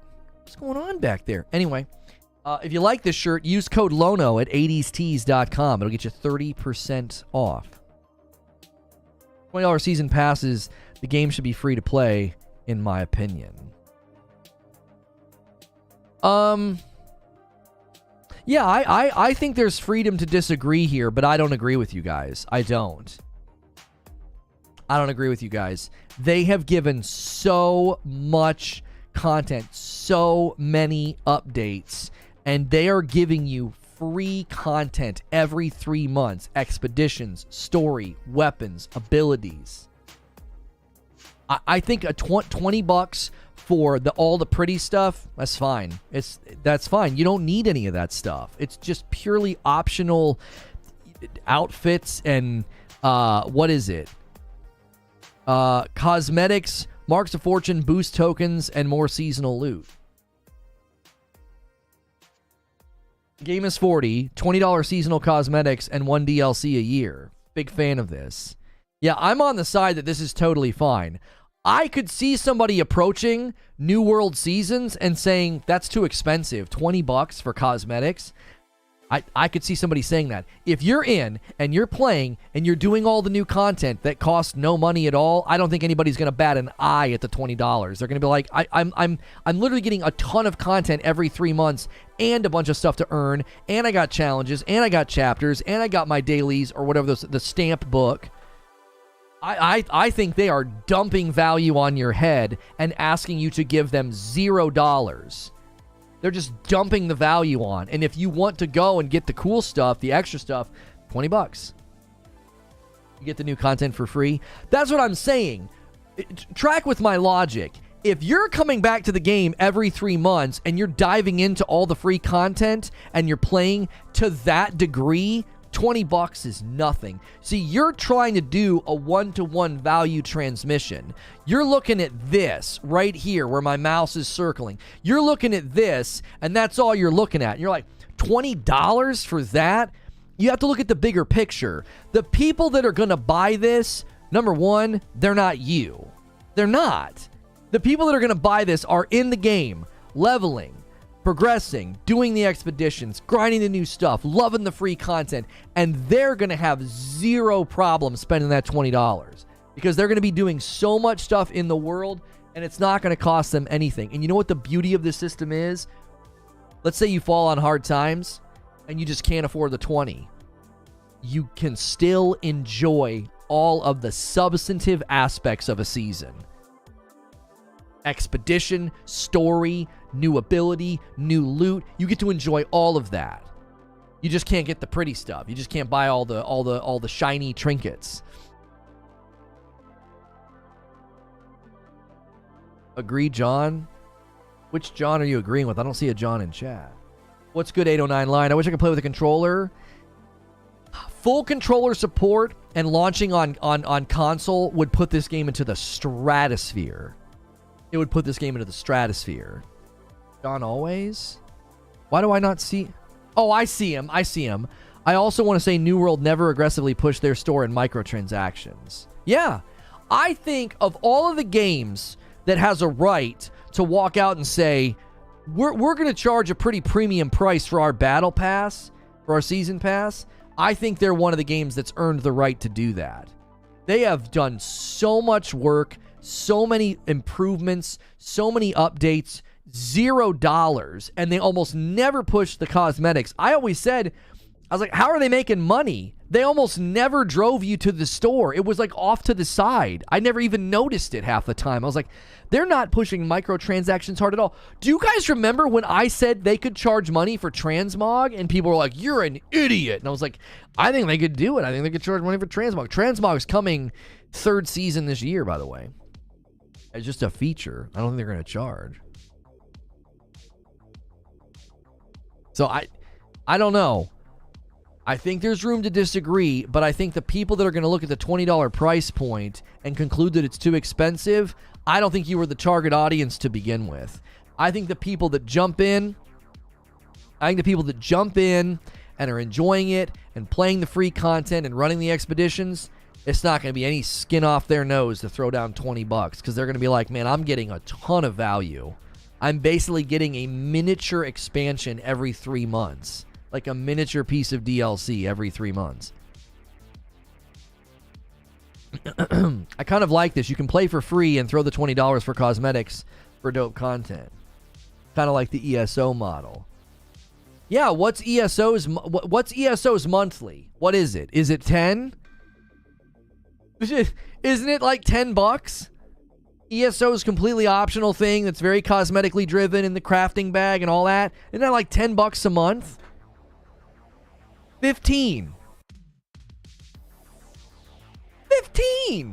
for ESO, and ESO charges you anytime they do an expansion. Do they not? You got to buy it, don't they? You don't get into their expansions for free, I don't think. This comment section has become some weird public diary. Yeah, Hilly. Oh, I saw you this morning. I clicked on the video and it was nothing but you. I'm like, you mother... Elder Scrolls Online. Does ESO have a battle pass? Well, that's kind of what their thing is. ESO sells a mount pack. They charge you for the High Isle. They charge you for Necrom. Right now, if you want to buy everything, and June 5th isn't even here yet, so Necrom's not even out yet. The Necrom upgrade, okay, is $40. So they're charging you $40 for their expedition, and they're charging for mouse and everything else. And then if you do their Crown Store subscription, you're paying $15 a month. You buy it and you get it. You don't buy it and then have to play to obtain it. Okay, Eugene. You know that you can play an entire season, and when you realize that you're gonna make it and you're gonna get all the stuff, you can buy it at that point, right? You could literally fence it and you could say, I don't know if I'm gonna be able to get all the stuff. I'm not gonna buy the battle pass. And then halfway through the season, you could be like, oh, I'm at like 77. I'm fine. And then buy the battle pass and get everything retroactively. Like, you're acting like they're twisting your arm. You don't have to buy the battle pass. You can come play the new content totally for free. The expeditions, the story missions, the new quests. You can do all that stuff, get all the new stuff. And then if you're halfway through the season and your battle pass is in the 60s or the 70s, you can confidently buy it, get all the rewards, and then just keep on playing and get everything. They don't make you buy it at the beginning. Jump into ESO, you're dropping $115. New World's $40. Yeah, you have $40 to jump in, and they're doing these seasons every 3 months. I again, your point's valid, but at the same time, it's not valid. If you're like, that $20 is too expensive, I can almost guarantee you're not the target audience. You're not playing, you're not committed, you're not in the game. The people that are playing and that are committed and in the game, and they're going to come back every 3 months and do the grind and do the challenges and do the chapters and do the stamp book and all that stuff, they're going to have no problem spending that 20. They'll be like, this is amazing. I don't have to buy anything if I don't want to. It's the nature of it as a battle pass that I have a problem with. But it's totally optional. Craft bag's really not optional in ESO. Right, and I'm using that same logic. If you're playing ESO and you're enjoying it and you're getting value out of it and you're having a good time, that crafting bag is worth it. You're like, it's totally worth it. The amount of hours I'm putting in, the amount of playtime I'm putting in, I have no problem doing the Crown Store subscription because it makes the game so much more enjoyable. You get so much value from that purchase, it doesn't bother you because you're playing that much. You get the expansion with the monthly fee, but once you stop paying, you lose it. Oh, you don't actually own it. It's just access. Okay. Thanks for that. I didn't know that's how it worked. I wonder how many opt out.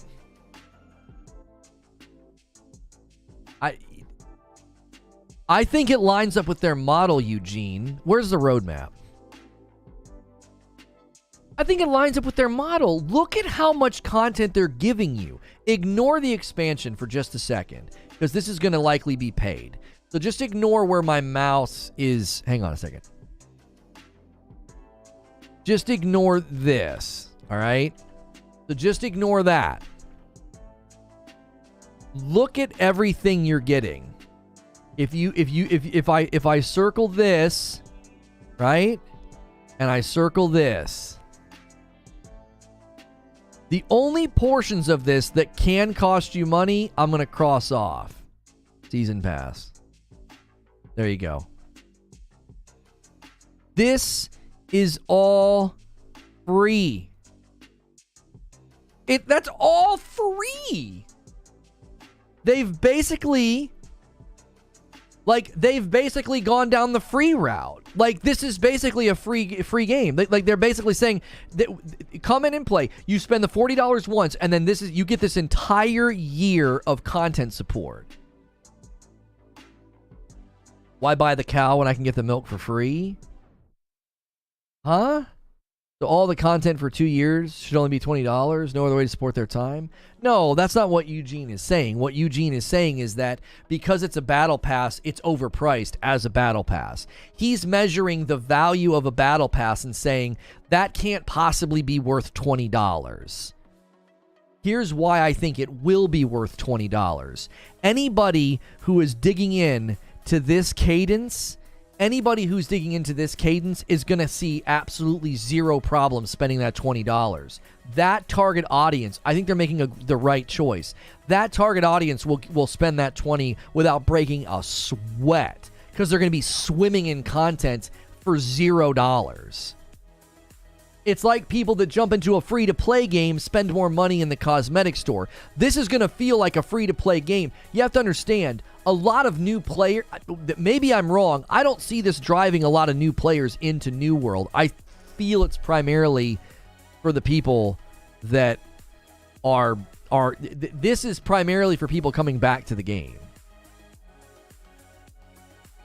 I think people in that cadence want cosmetics that they've earned. Destiny says that's not true. Destiny says that's not true.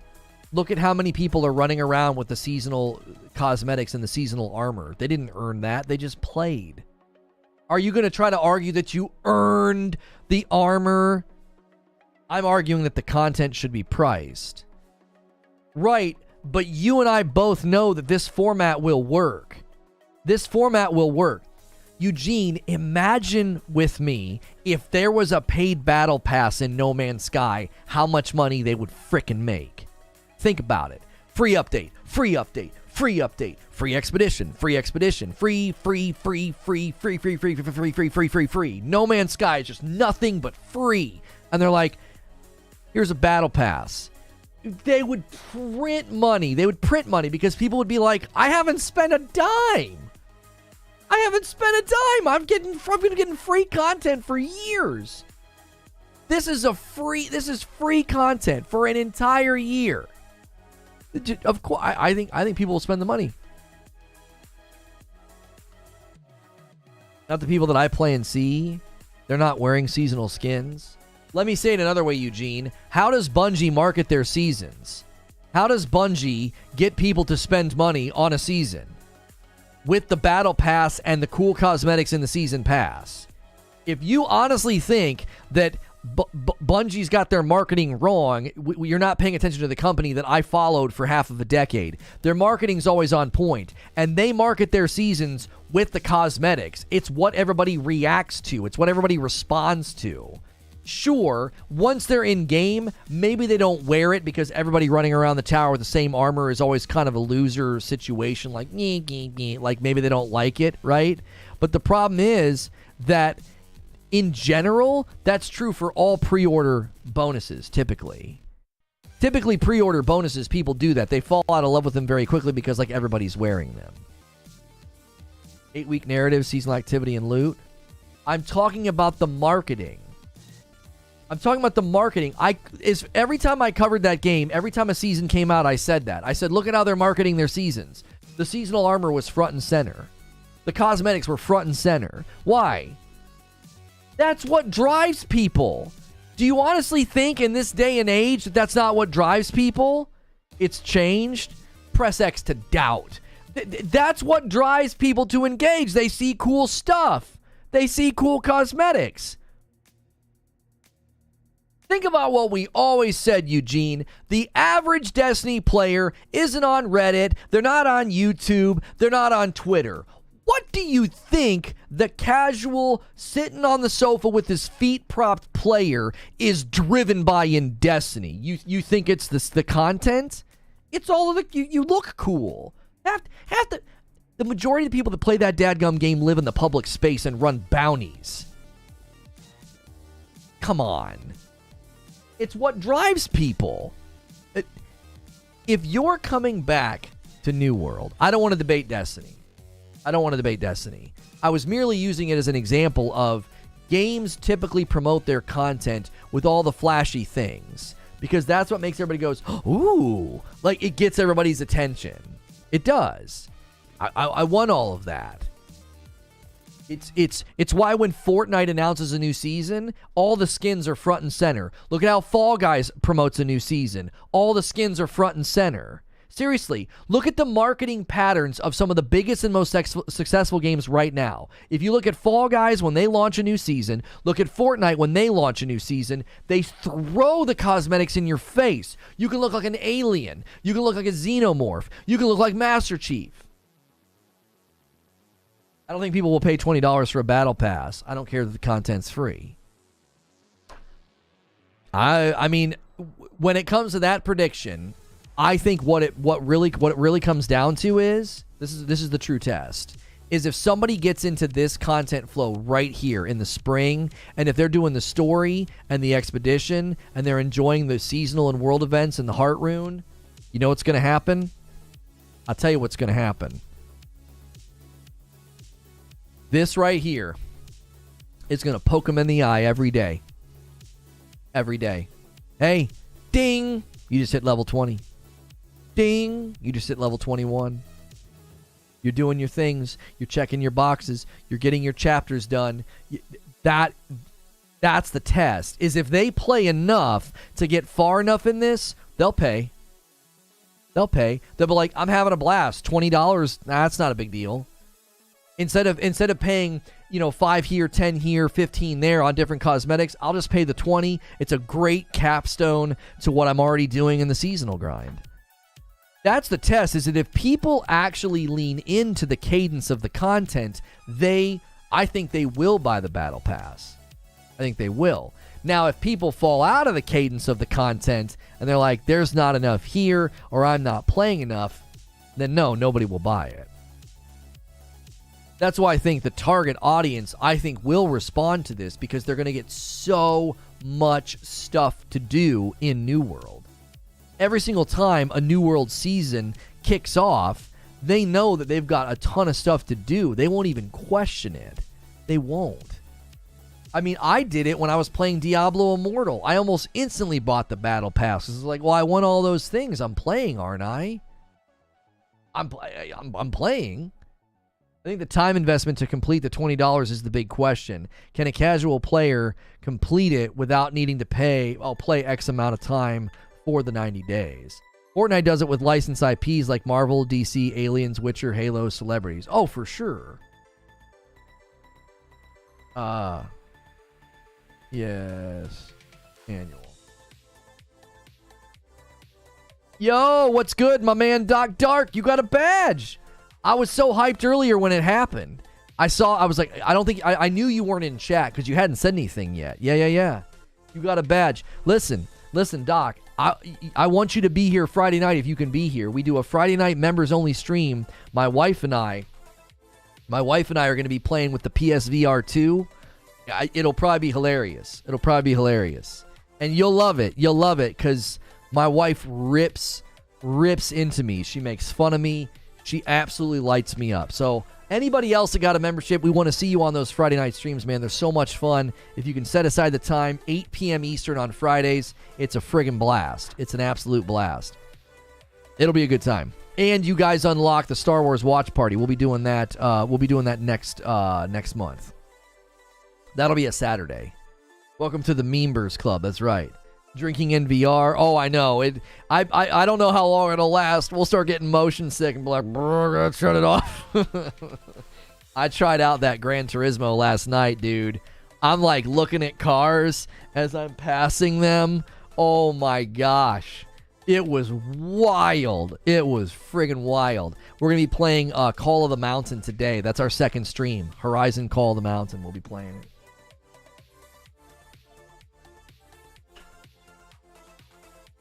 Eugene says, crap, I disagreed. I'm going to get banned. No, I'm not going to play Sons of the Forest today. Yeah, no Sons of the Forest today. Sadly, my PSVR 2 didn't come in time. I would have rather have played the Horizon game yesterday, and then we could have played Sons of the Forest today, but no. We assign the value, and people who are getting most of the content for free, $20 is nothing. That's where I land on this. Infinite. It's like the people that are playing New World. You jump into New World Season 1, and you're grinding, and you're doing the stuff. Like, look at all the things you can do. Just ignore the battle pass for a second. I want you to imagine somebody comes back to New World, and they see this right here. This is so much like Diablo. Chapters 1 through 5, they're getting these check boxes. You can't see it. It's behind me. They're getting these rewards. They're working on these stamps. They're going out. They're doing the things, man. They're chopping the trees down again. It's so good to be in New World. It just feels good. Okay? They've got stories to go do, quests to complete, an expedition to run. They're going to be doing all of that. And then this right here is just moving along in the background. And they're like, $20? I played all week. I've been playing for a couple of days. That's nothing. They'll throw down $20. They won't even blink. They're banking on more people buying the pass than they'd get selling content. In a game like this, I can't see it. No, I think that's exactly the right approach, and here's why. When this game came out late 2021, one of the things I kept saying was I felt like New World was more of a mid-lane MMO, right? That was what I said. It was more of a mid-lane MMO. And I said it's going to really appeal to the more casual players. I think this format fits that demographic perfectly. Perfectly. You don't have to spend any money. Just come back and play. Every 3 months, you've got stuff to do. Chapters to complete, missions and quests to go on, challenges, this stamp book of activities. You just got so much to do. Just come back and be in the world and do stuff. Those people are the people that vibe with this. They totally vibe with this. They just jump in, no money, play, and a battle pass is optional. That if you expect people to pay for every piece of content that comes out, that's the hardcore audience. That's that committed audience. That's not who this game. I don't think that game necessarily appeals to that. They logged in. Oh, as for creature must have logged in. I was like, I'm getting a PayPal notification that somebody logged in. Is Sons of the Forest a VR game? No. What barometer are we using to justify the $20 price point? How can we compare and contrast between the $10 and the $20 battle passes? Right, and I think that's the problem, MJ, is to me... Still what I said above. All right, hang on, Solemn. Let me read this. To me, I think it's worth it because of how much free content you're getting. Right? Solemn, I can't see. Did you type too much? Did it get... There is no reason for the game to go free to play. The base game is still worth its price outside of you interacting with seasons, and there is no subscription. I don't think free to play is an option. No. I don't think free to play is an option either. I think the fact that they're going toward what it sort of looks and feels like a free to play option, right? It's like, where did I go? Where did that... This roadmap? Dude, this feels quasi free to play. This feels quasi free to play to me. It was after that. It might have gotten snagged for the F word. Ornaments as well. Yeah, I don't see it. You got to get back in the Discord so you can do your screenshots like you always did. Oh, Victor says you can earn back marks to help pay for the next season. That's right. That's right. There's a certain number of marks of fortune that you can use to carry over. I don't know how much. We don't know how much, but yeah, that's something to consider as well. Is that you'll be able to potentially earn marks throughout the battle pass and then use those for the season after the fact.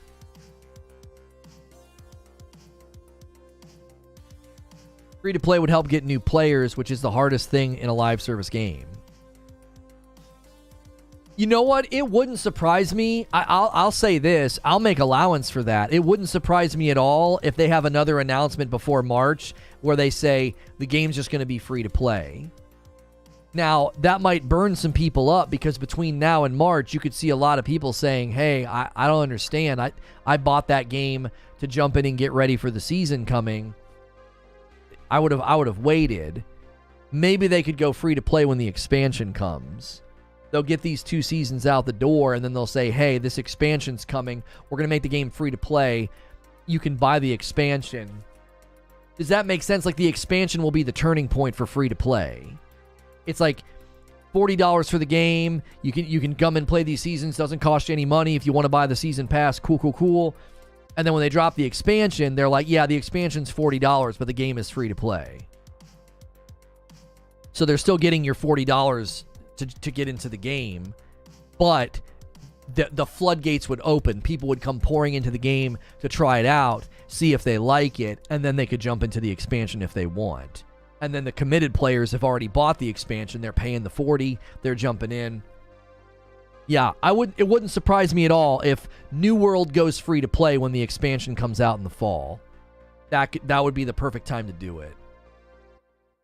Because then what you do is you kick the can down the road. Isn't that what Destiny did? Destiny's like, all right, we got this big expansive, we got this big expansion. Let's make the game free to play. And then if they want the expansion, they can buy it. If they want the seasons, they can buy it.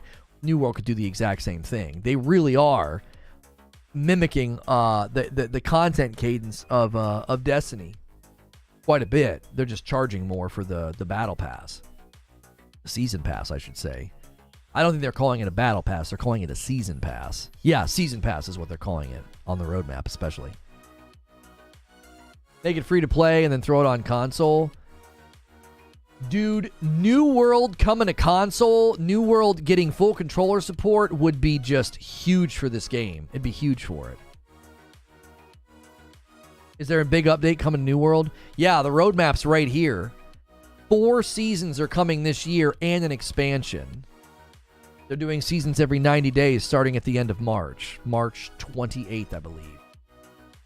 Big reason to jump back in. I'm actually convinced that it's a great time to jump back in when the season gets here. I don't know if I want to jump in right now, because I would probably start over. I would maybe boot up and show people the season and the expedition and everything just so they could see it, to like showcase it. But if I was going to jump back in as a player, I would start over, because they're making an update to the early game quests and the early game, like the new player experience is getting another update when this all happens. Question is how much of the base is like that? How much of the base is like what? Oh, hang on. It's maybe just me, but I refuse to buy cosmetics in Destiny, and I would do it here too. Yeah. That's a question, because Eugene, they almost never put it in your face. Let me rejoin the Discord before I forget. I got to pay more attention to which Discord I'm leaving when I'm cleaning my list up. I forget where I've been going sometimes. Yeah, but you'd also need to snag a membership, because you won't be able to be in the live stream chat. Wow, yeah, that looks very interesting. I just can't run New World on my lowest settings of 60 FPS without my PC sounding like a PS4 running COD. The lack of a monthly sub and the move to Season Pass would indicate to me that a console release is planned. I agree with that observation, John. I agree with that observation. Amazon have a good relationship. It seems like Amazon would at least put it on PlayStation. And Amazon and PlayStation seem to have they have a good relationship.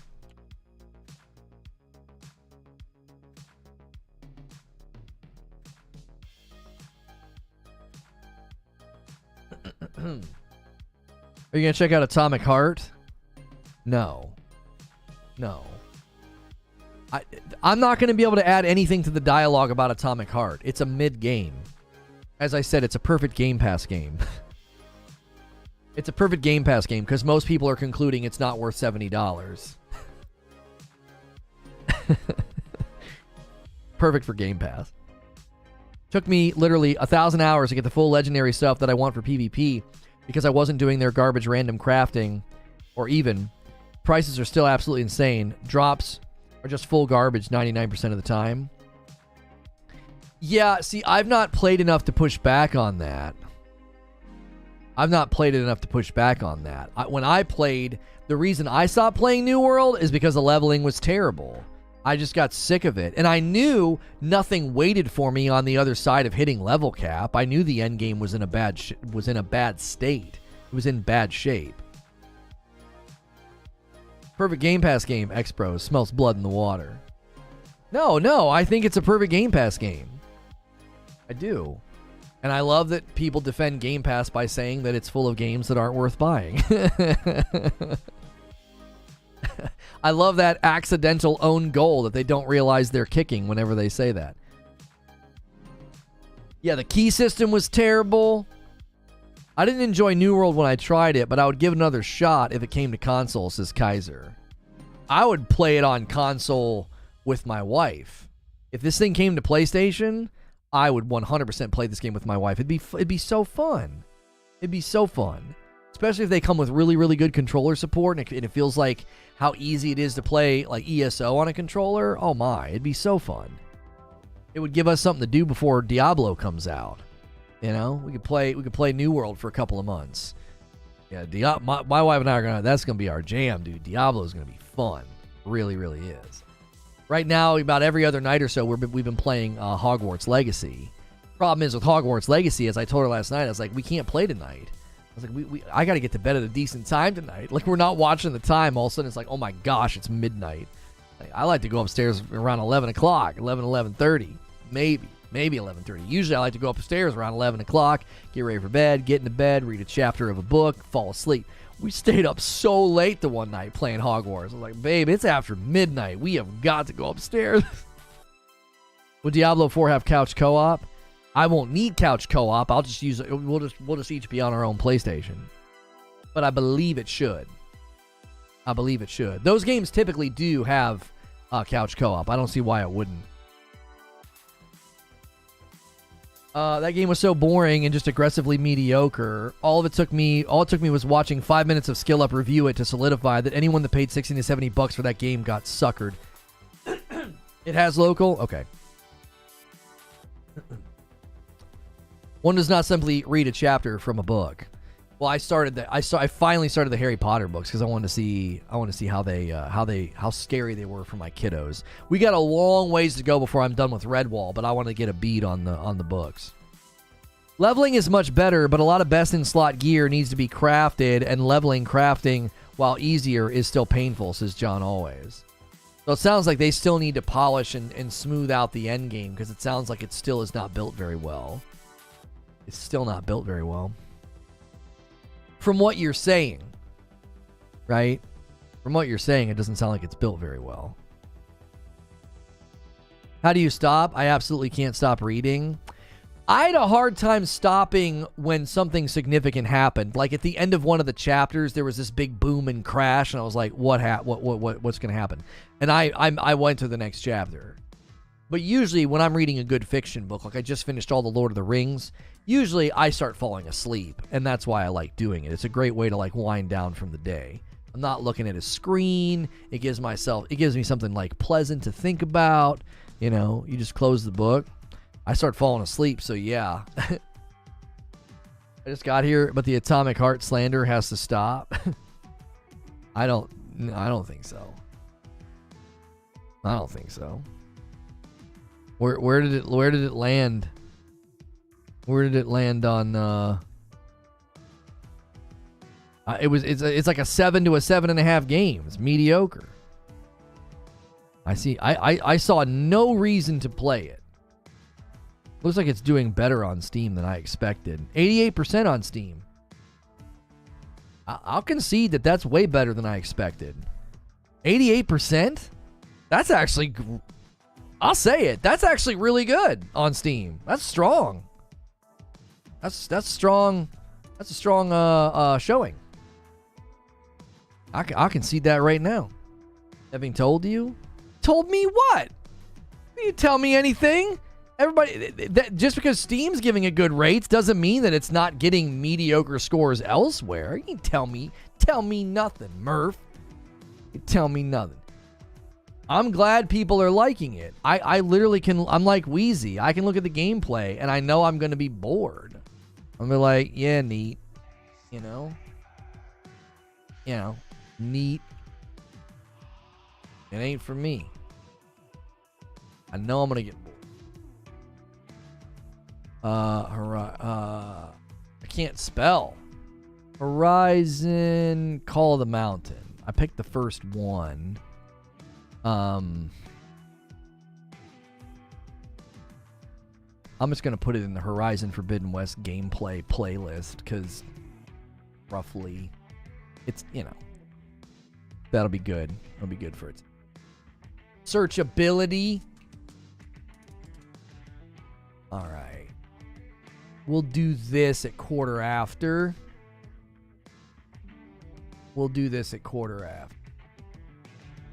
I will not be able to see chat when we do this. You guys are going to freaking love it. You'll be able to make fun of me the whole time.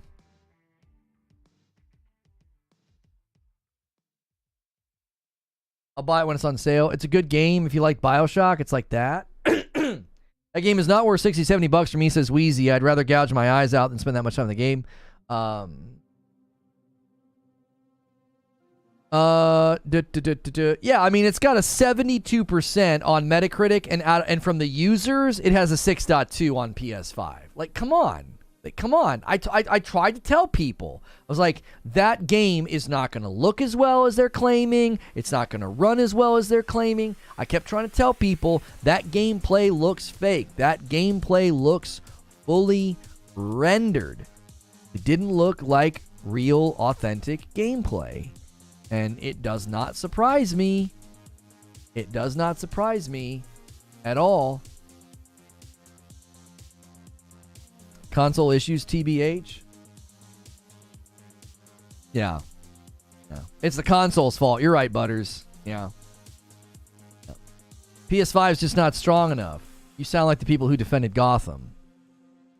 Gameplay is 1-to-1 of what it looked like in the trailers. Murph. I love you, but you got to go to the eye doctor, brother. No. Go back and watch the original footage that came out. You'll take screenshots? Homie, I don't want screenshots. I could take screenshots in Plague Tale Requiem. It ran like dog water, right? Plague Tale Requiem was beautiful, but the minute you moved, it looked like somebody put Vaseline on the camera. Atomic Heart gameplay. I called it. I said, it ain't going to look that good. It ain't going to run that good. It ain't. And then look at all the scores coming in for console. 6s. It's averaging a 6 on the PS5 and a 5 on the PS4. Come on. You recorded just for me? The Xbox Series X, it's getting a 6 on Metacritic. Come on, bro.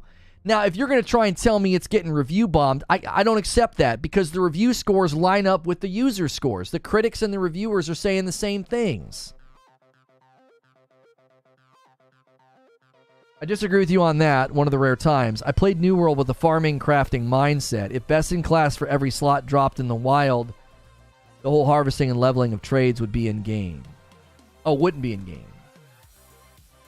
Oh, yeah, I don't know enough to say anything that opinionated, John, always. I just said surface level. I said it kind of sounds like they might still have some smoothing out to do with the end game, right?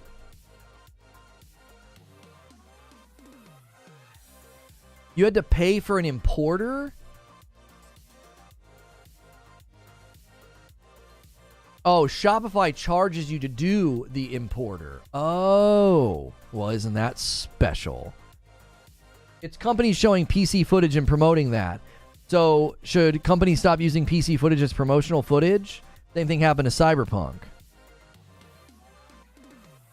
I mean, Butters, when I saw Horizon Forbidden West footage, and I saw God of War Ragnarok footage, track with me here. I hope you're sitting down. That's what I got when the game came out. Returnal, Ratchet and Clank. Like, those games look like their advertised gameplay. And I took one look at Atomic Heart and I said, no way. No way.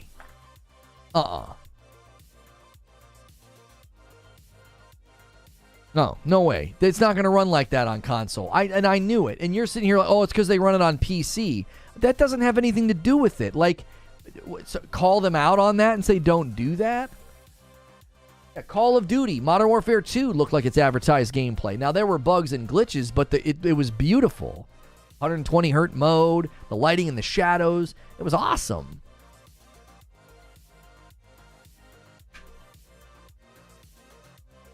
You should try it yourself before standing so strong.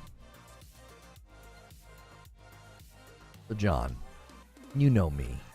You got a gold badge. John Collins. You know me. I've been doing this a long time. And you think I need to go play Atomic Heart to see for myself. It's getting 5s and 6s on Metacritic. On PS5 and the Series X. I'm going to boot that up on my Series X. You think, what, my mind's going to be blown? It's a mediocre game. It's getting mediocre scores. Skill Up doesn't even recommend it. I don't think I've ever disagreed with him in the past 3 years. Last time I disagreed with him was on the Anthem game.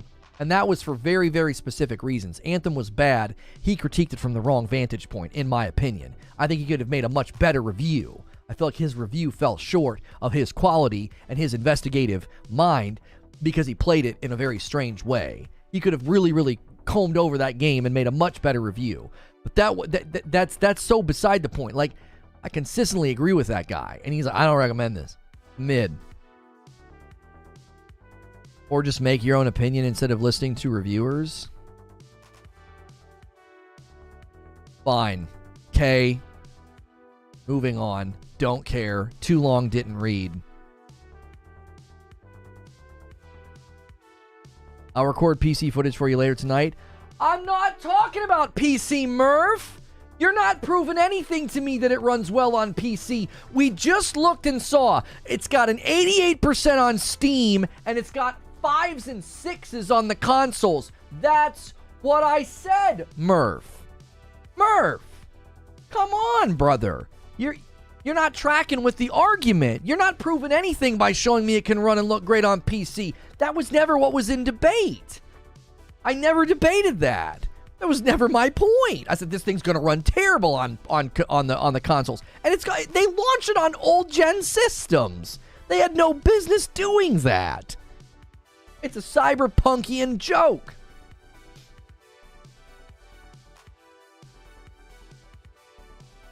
PC being able to brute force it doesn't mean anything.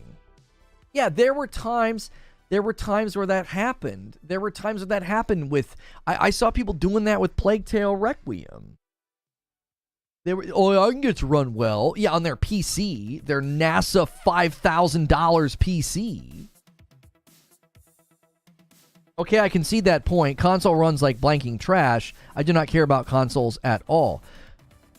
Murph, I love you, but that's what I kept trying to tell people. I kept trying to warn them. Atomic Heart is showing you fake gameplay footage. It ain't gonna look and run like that. They're showing you vertical slice, turn to the max, PC gameplay. That's what we kept saying. And you're accidentally proving me right. Like, I don't care about consoles at all. Why wouldn't you care about the consoles? So PS5 and the Series X, and not to mention it's a Game Pass game? We shouldn't care about how the game performs in those places? What? It's a $70 game. There's people that bought that game for $70 on PlayStation 5, and it runs like dog water. I heard Atomic Heart runs pretty well on PS5. Listen, they don't even give you performance options. You just have to accept as it is out of the box. And all the things I saw, it runs fine. But the texture quality and the fuzziness and the blurriness, it's all exactly what I said was going to happen. It's really, really pretty until you move. The dynamic resolution's constantly dropping. Call the Mountain Live upcoming, Lono VR. Yeah, I got it. It's right here.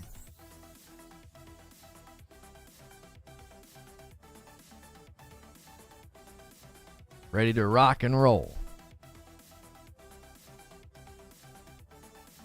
You have a 5600 EVGA 3080.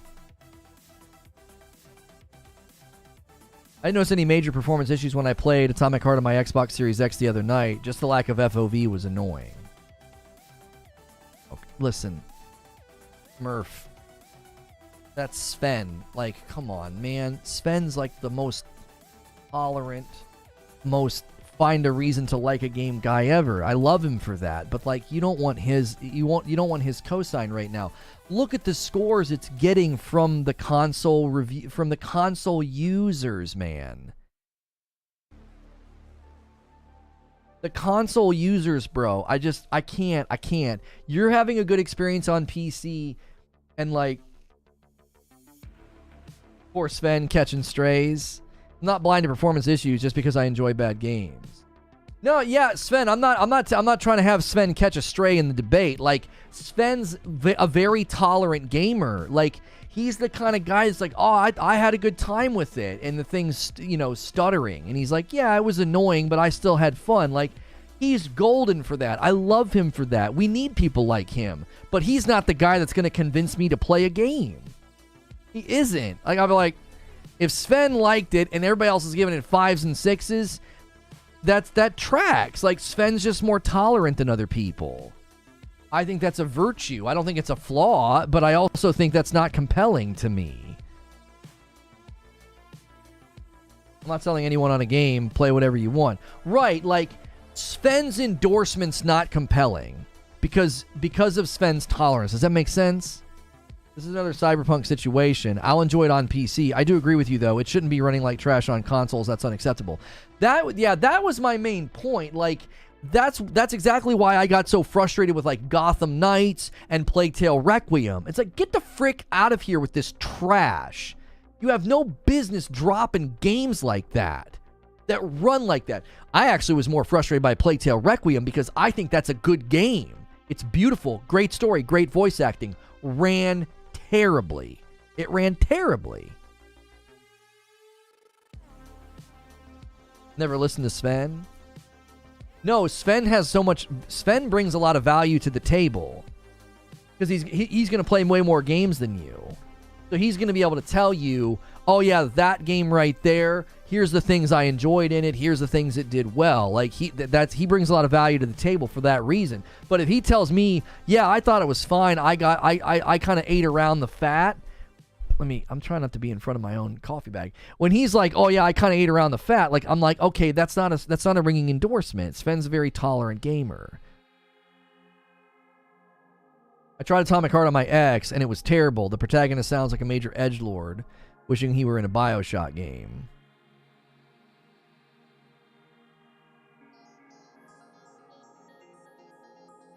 That's going to be my YouTube channel, The Tolerant Gamer. Love you too, man. I didn't make myself clear before. Apologies.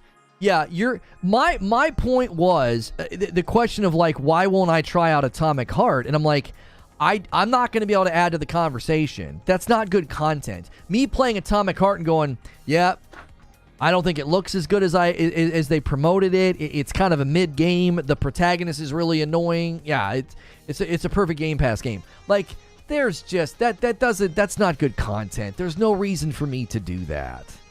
There just isn't. I like throwing my hat in the ring and adding to the conversation in a meaningful way. That's why I covered New World today. That's why I covered New World today, because I was like, I played it, I covered it, I walked away, right? Should I come back? Is now the time to come back? You know, that to me is good content.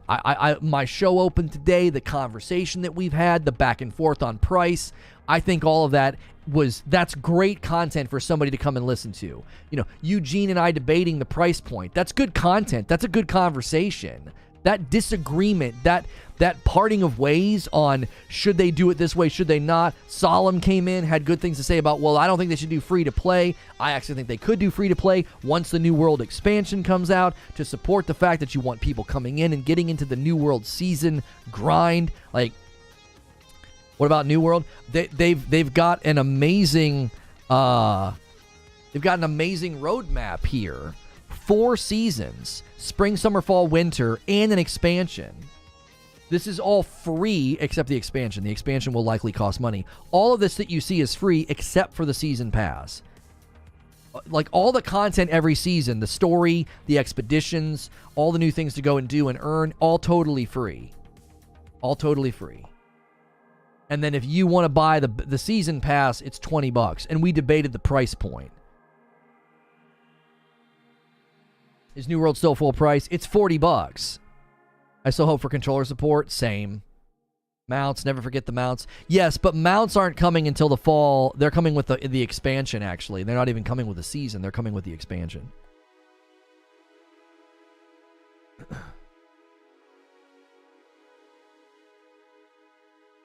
I dislike the main protagonist.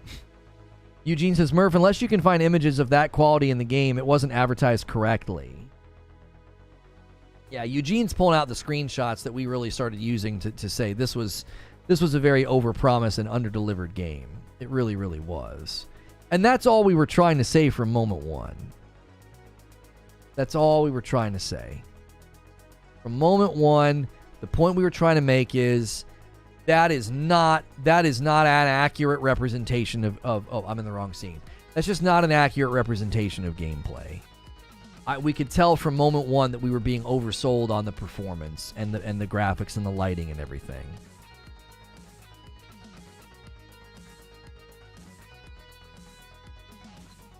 Atomic Heart vacuum loot is its redeeming quality.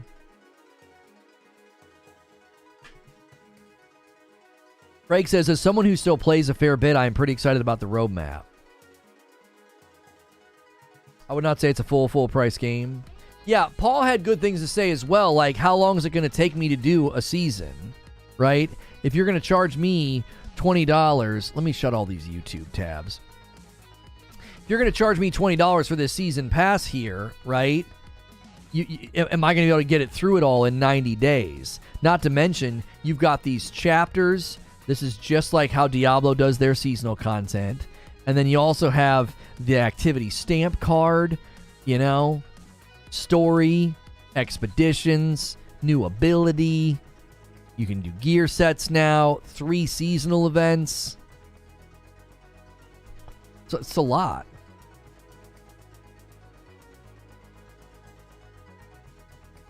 Just play WoW or ESO. I actually think that Elder Scrolls Online is pretty accessible. I think New World's a very accessible MMO. I think it's very easy to get in.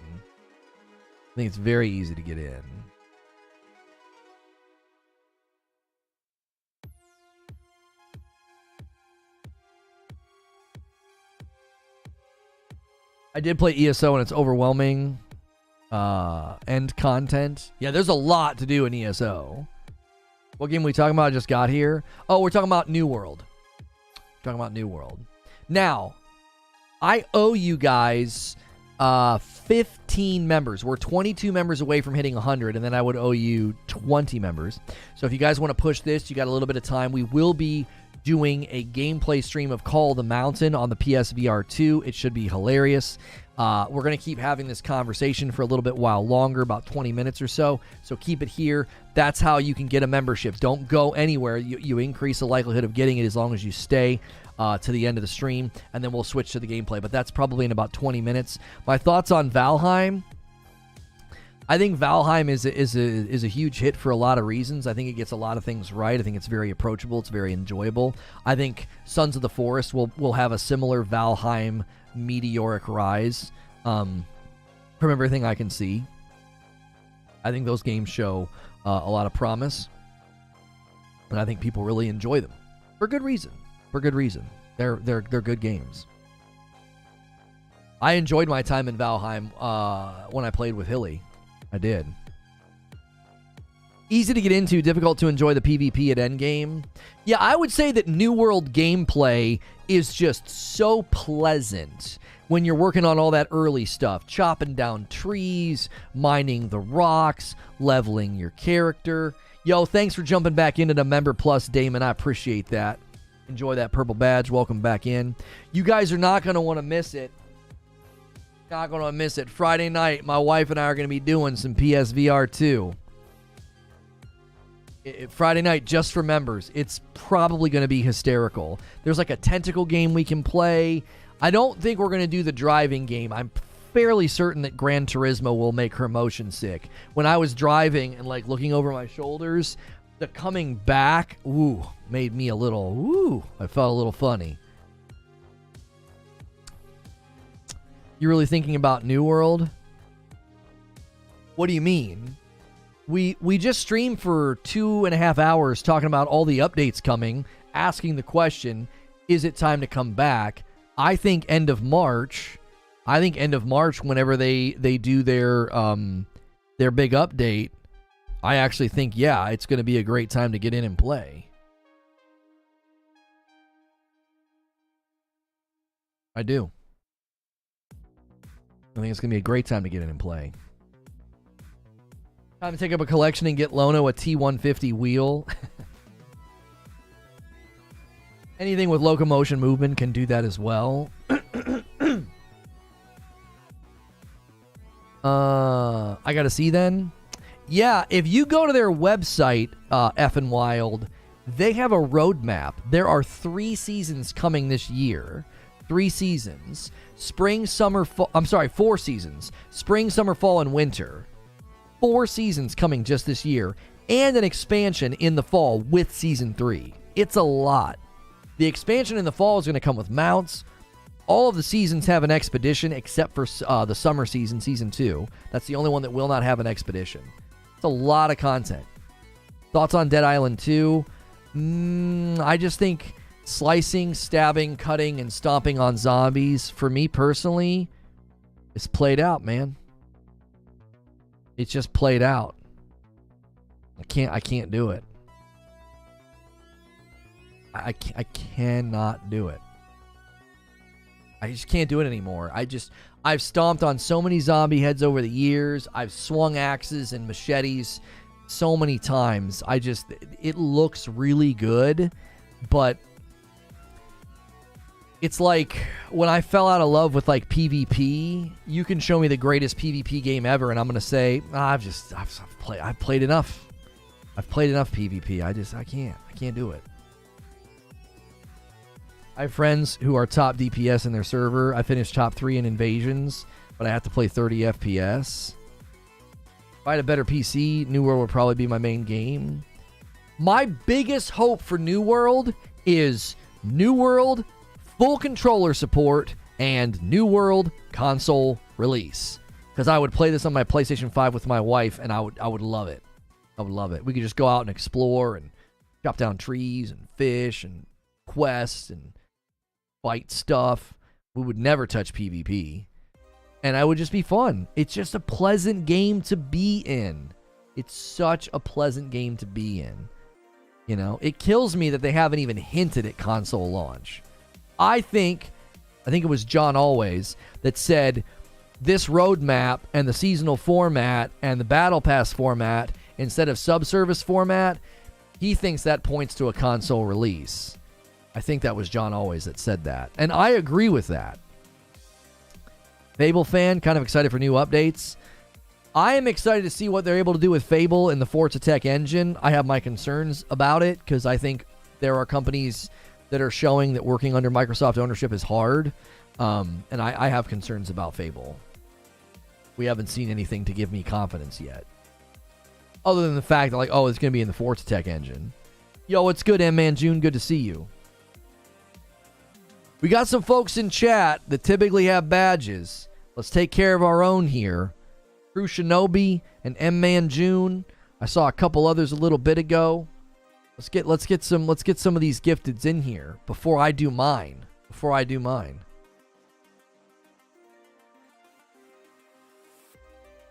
80s t-shirt. Yeah, this is an 80s t-shirt. Miyagi though. And it says Karate down here. It's a Karate Kid shirt. It says Karate Kid down in one of the corners. Be sure to use code Lono for 30% off at 80s Tees. Always remember to support our sponsors, whether it's ordering the coffee. That's not a sponsor, that's ours. But the glasses are also from Gamer Advantage. I'm always wearing a different frame. Always wearing a different frame at Gamer Advantage. Same deal there. Use code Lono. It supports me. Super comfortable light glasses, blue light blocking. Attachable sunglasses. They're great. Blood Bowl 3 launches today. It's a disaster, though. Full of bugs, unfinished, and server issues. Jeepers. It says 337 watching, 331 likes. That's amazing. Yeah, we crushed it today with the like ratio. And the stream turned out about as good as I'd hoped it would. Lately, we've been getting into the 400 and 500 people. You know, almost any topic we pick. I knew New World was going to be a bit of a gamble because we haven't touched it in a long time. And a lot of people that are subbed to this channel probably have no interest in it because it's just not on anybody's radar. It kind of fell out of frame for a lot of people. It might get back into frame for people come March, end of March. People might say, hey, that game is worth checking out. So, imagine if they finally gave you PvE in Sea of Thieves. Oh, I'd love that. Oh my gosh, would I love that. Listen, I know I changed my position and said that the PvE needs to be reworked and that, like, the threat of PvP is one of the appeals in Sea of Thieves. I still would just prefer PvE servers so I could play with my wife. Again, that's all I want. I just want something laid back sometimes to play with her. Which right now, Hogwarts Legacy is it, but we're not playing together. We're playing at the same time. Oh yeah, Scars Above looks good. It looks like it's been heavily influenced by Returnal. I'm worried about player movement being a huge sticking point for people because the player movement in it looks pretty clunky and bad. It kind of reminds me of like if you remember Defiance was like an amazing game kind of before its time, and they tried to do like this remaster, but the movement just felt super dated. I feel like the movement and the rolling and stuff in Scars Above looks pretty dated. A $2 tip from Primal Plasma. I'd play New World if it was available for the Xbox Series S. Yeah. Yeah, I think a lot of people would. I'll test the Gamer Advantage glasses, says Angry Pete. I've been getting more solid sleep since I started wearing mine while at work and watching TV. I sit in front of screens all day. Right there, Angry Pete attesting to, Gamer Advantage glasses. They have all sorts of different styles. I was wearing the Horizons yesterday. These are like the lightest, most flexible glasses ever. I actually think they weigh less than an ounce. Like, I don't even feel them on my face. Very, very nice. These are larger pair. These are the Augments. And then sometimes you see me wear the Storms. Those are the ones that look a little bit like Harry Potter. And then the Infernos are their most popular. They're just like the classic thick-rimmed black, like Geek Squad style glasses.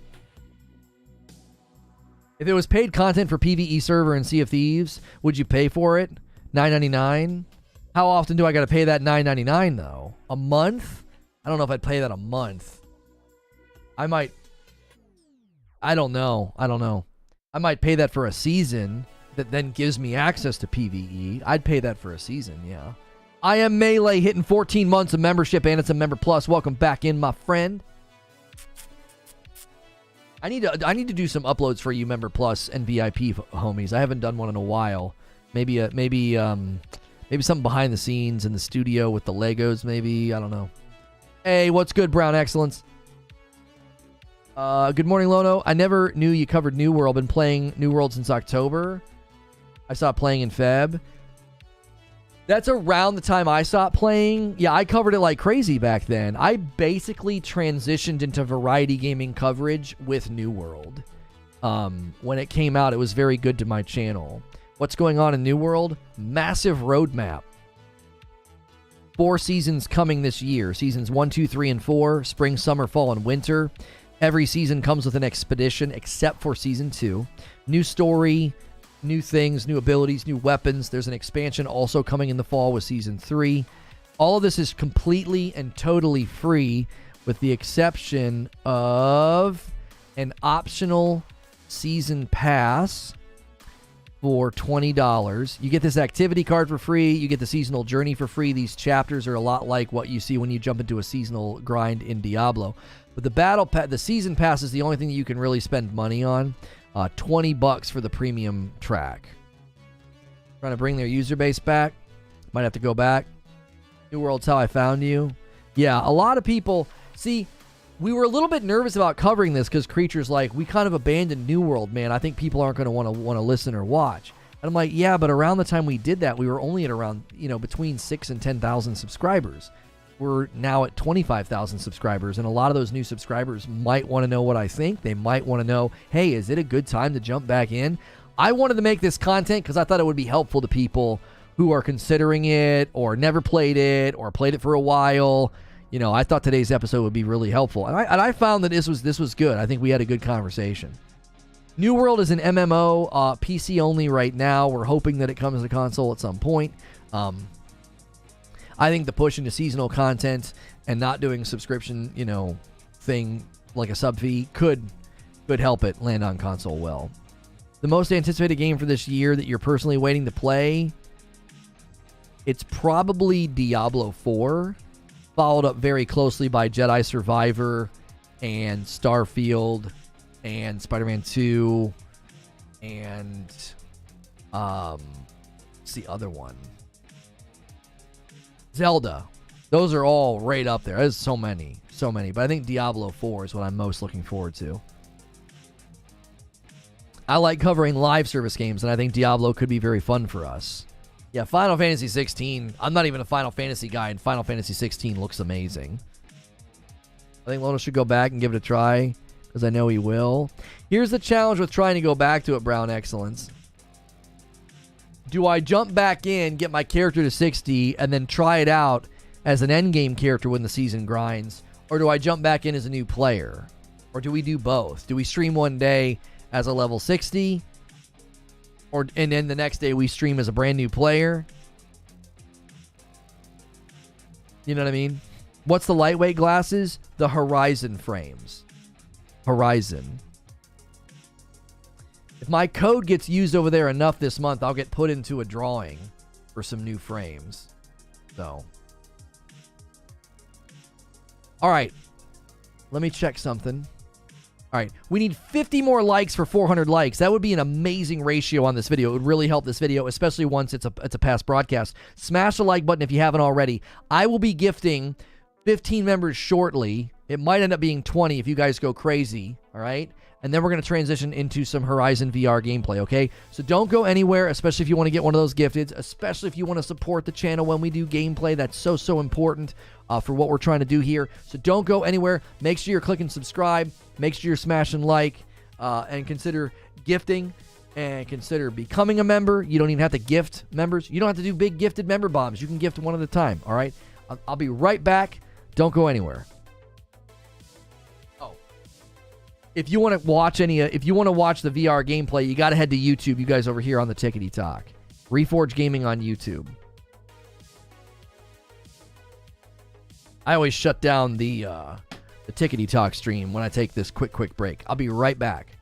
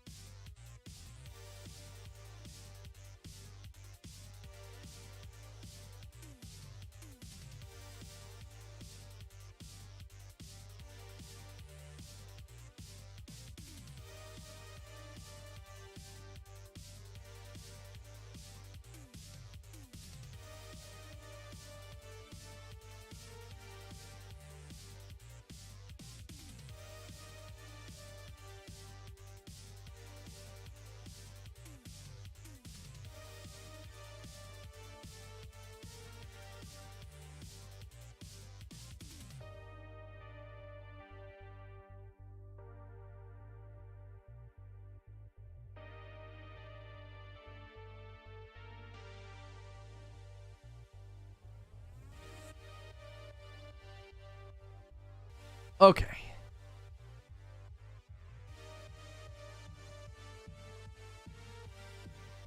No, I didn't think you were offended, Sven. I did not think so.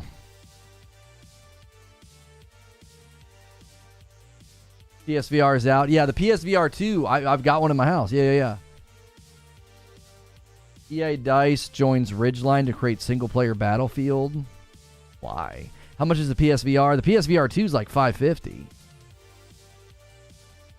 Expensive. Nah, it's not cheap at all. It's like you're buying another console, basically. and then it has to, and then it needs your PS5 to run. Like, it is, it's an investment. It is a heck of an investment. You know what I mean? Too much for tech demos. Yeah, I think that's going to be one of the primary things that keeps people away, is they're just like, man, that's really expensive for a handful of games. But like when you actually play it and experience it, I mean, it's really, really good. 550 is about half of Valve's.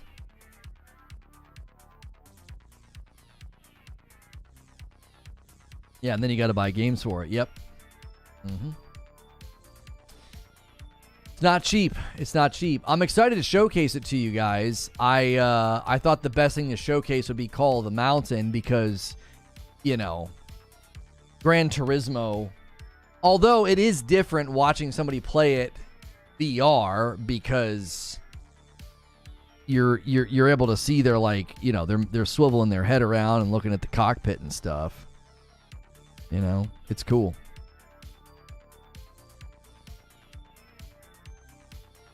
I want to get a VR setup solely for Skyrim VR. Yeah, I could see that. I could see that. Because I mean, I don't know. My issue with Skyrim is I think I would have fun with it for maybe 20 minutes, and I'd be like, yeah, I'm good. No Man's Sky has a new update coming out for the PSVR. I know. It looks really, really cool. It really, really does. It really does. No Man's Sky for VR for PC is cool. Yeah, No Man's Sky on PS5. Mm-hmm. You need a lot of room. I mean, there's two ways to do it. It literally asks you. It says, you know, hey, do you want do you want to be seated or do you want to move around? So you can just pick that you'll stay seated. So like I'm driving the car and I'm looking around. It's amazing. How do I read chat? I think if I make chat really, really big, it has a camera where I can push a button and see my screens. So I won't be able to see what anybody is saying in the Discord, but I think what I'll do is I'll full screen YouTube chat and I'll make the text really, really big because the camera's okay. It's kind of fuzzy. Like I can push a button at any time and see what y'all are doing. I don't know if it'll show on screen what I see.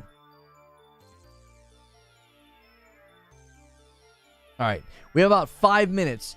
So if you guys want to push the member number to 100, I'm going to give you guys a little bit of time to do it. I also tend to piggyback on somebody gifting, and then I push the button and I can instantly gift. So right now I owe you 15. So you guys can do that. You got a little bit more time to do it. If not, that's totally fine. I'll do the 15. You can also do it in the next stream. I won't be able to see those as active. I'm going to take a quick break and be back in 5 minutes. Are we moving streams? Yes, we will be moving streams. It'll be a brand new stream, yes. Yep.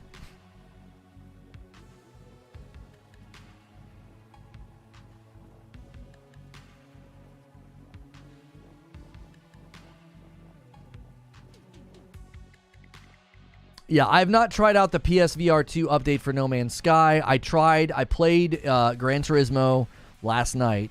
I played Call of the Mountain for literally a minute, and I was just absolutely blown away. And I was like, that's what I want to show everybody tomorrow.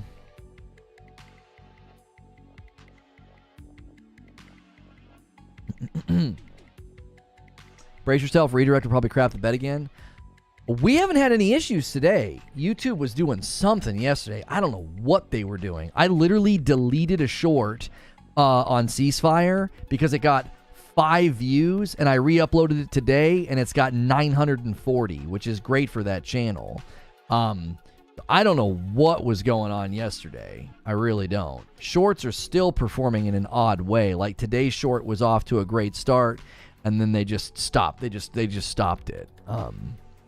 So, again, I don't know what's going on.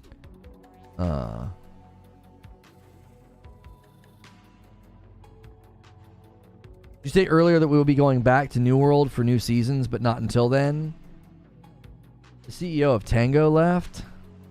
What's Tango? What do they make?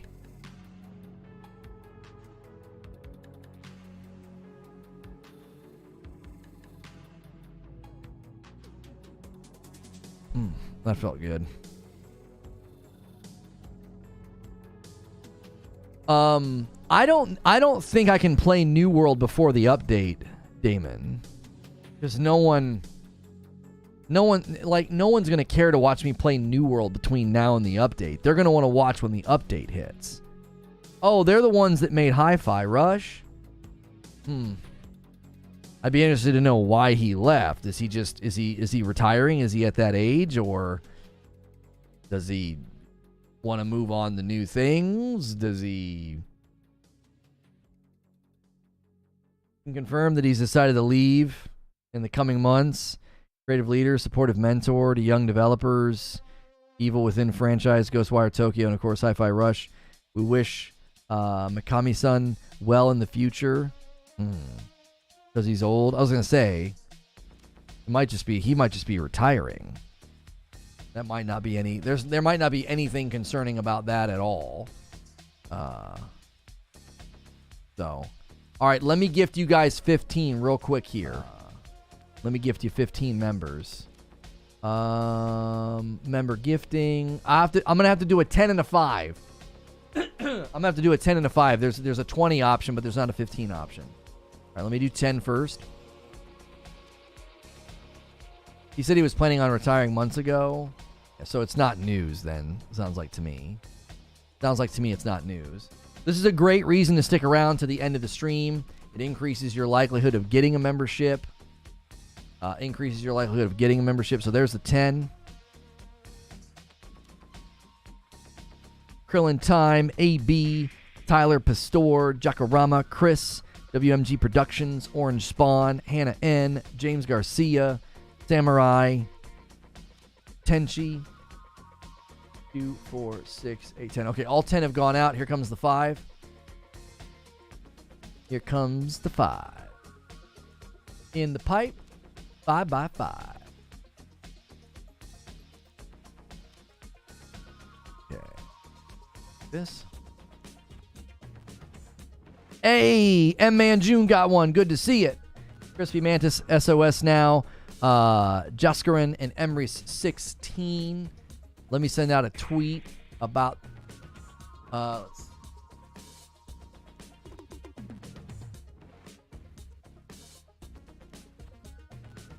Horizon Call of the Mountain VR gameplay.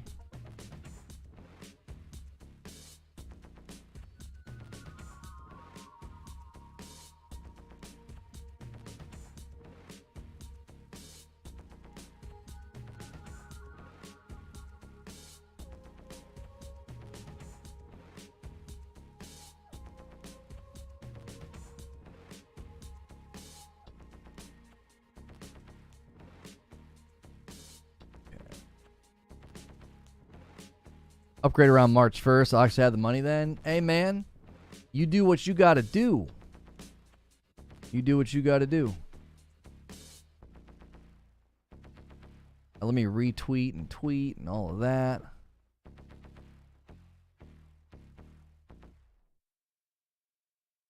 Is that what it looked like earlier? Oh, yeah, yeah. They've changed the back end.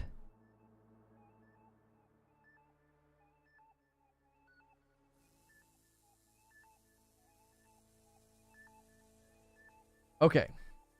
Let me get this turned on.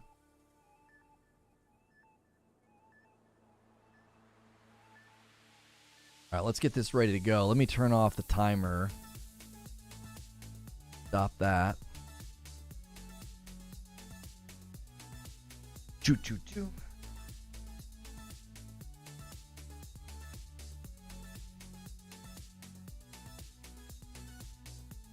All right. Bum bum bum bum bum.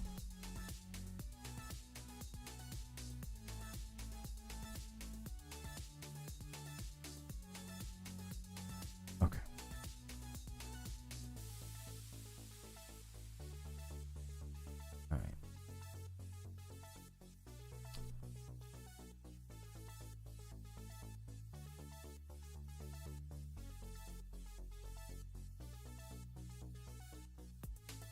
right, I am going to put myself down in the corner just so people can see what I'm doing. I'll keep this in the screen just so y'all can see how close we are to 100. All right.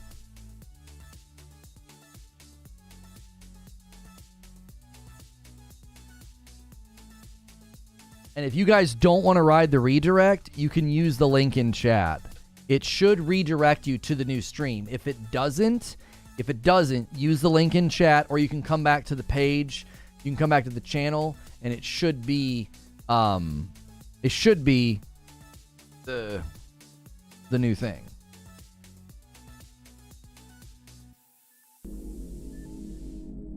Okay, I was just making sure the sound was coming through. Okay.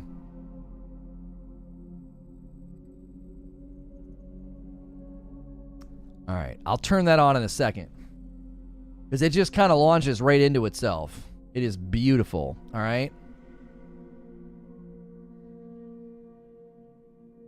Thank you so much for clicking on this. We are going to be checking out the PSVR 2 playing Horizon Call of the Mountain. Obviously, typically, I interact with chat quite a bit. I'll do my best to do that. I'm going to do something with the chat that might help me see it periodically. Those of you that are in the Discord, I won't be able to see what you're saying because I'm going to have a big giant thing on my face. So make sure you hit subscribe and the bell button. We typically do talk shows. We did a talk show this morning just about New World. Is it a great time to come back? If you haven't seen that past broadcast, go check it out. We do gameplay here and there. A lot of Hogwarts Legacy gameplay recently. So I'm going to end that last stream and I'm going to bring everybody over. Guys, make sure when you come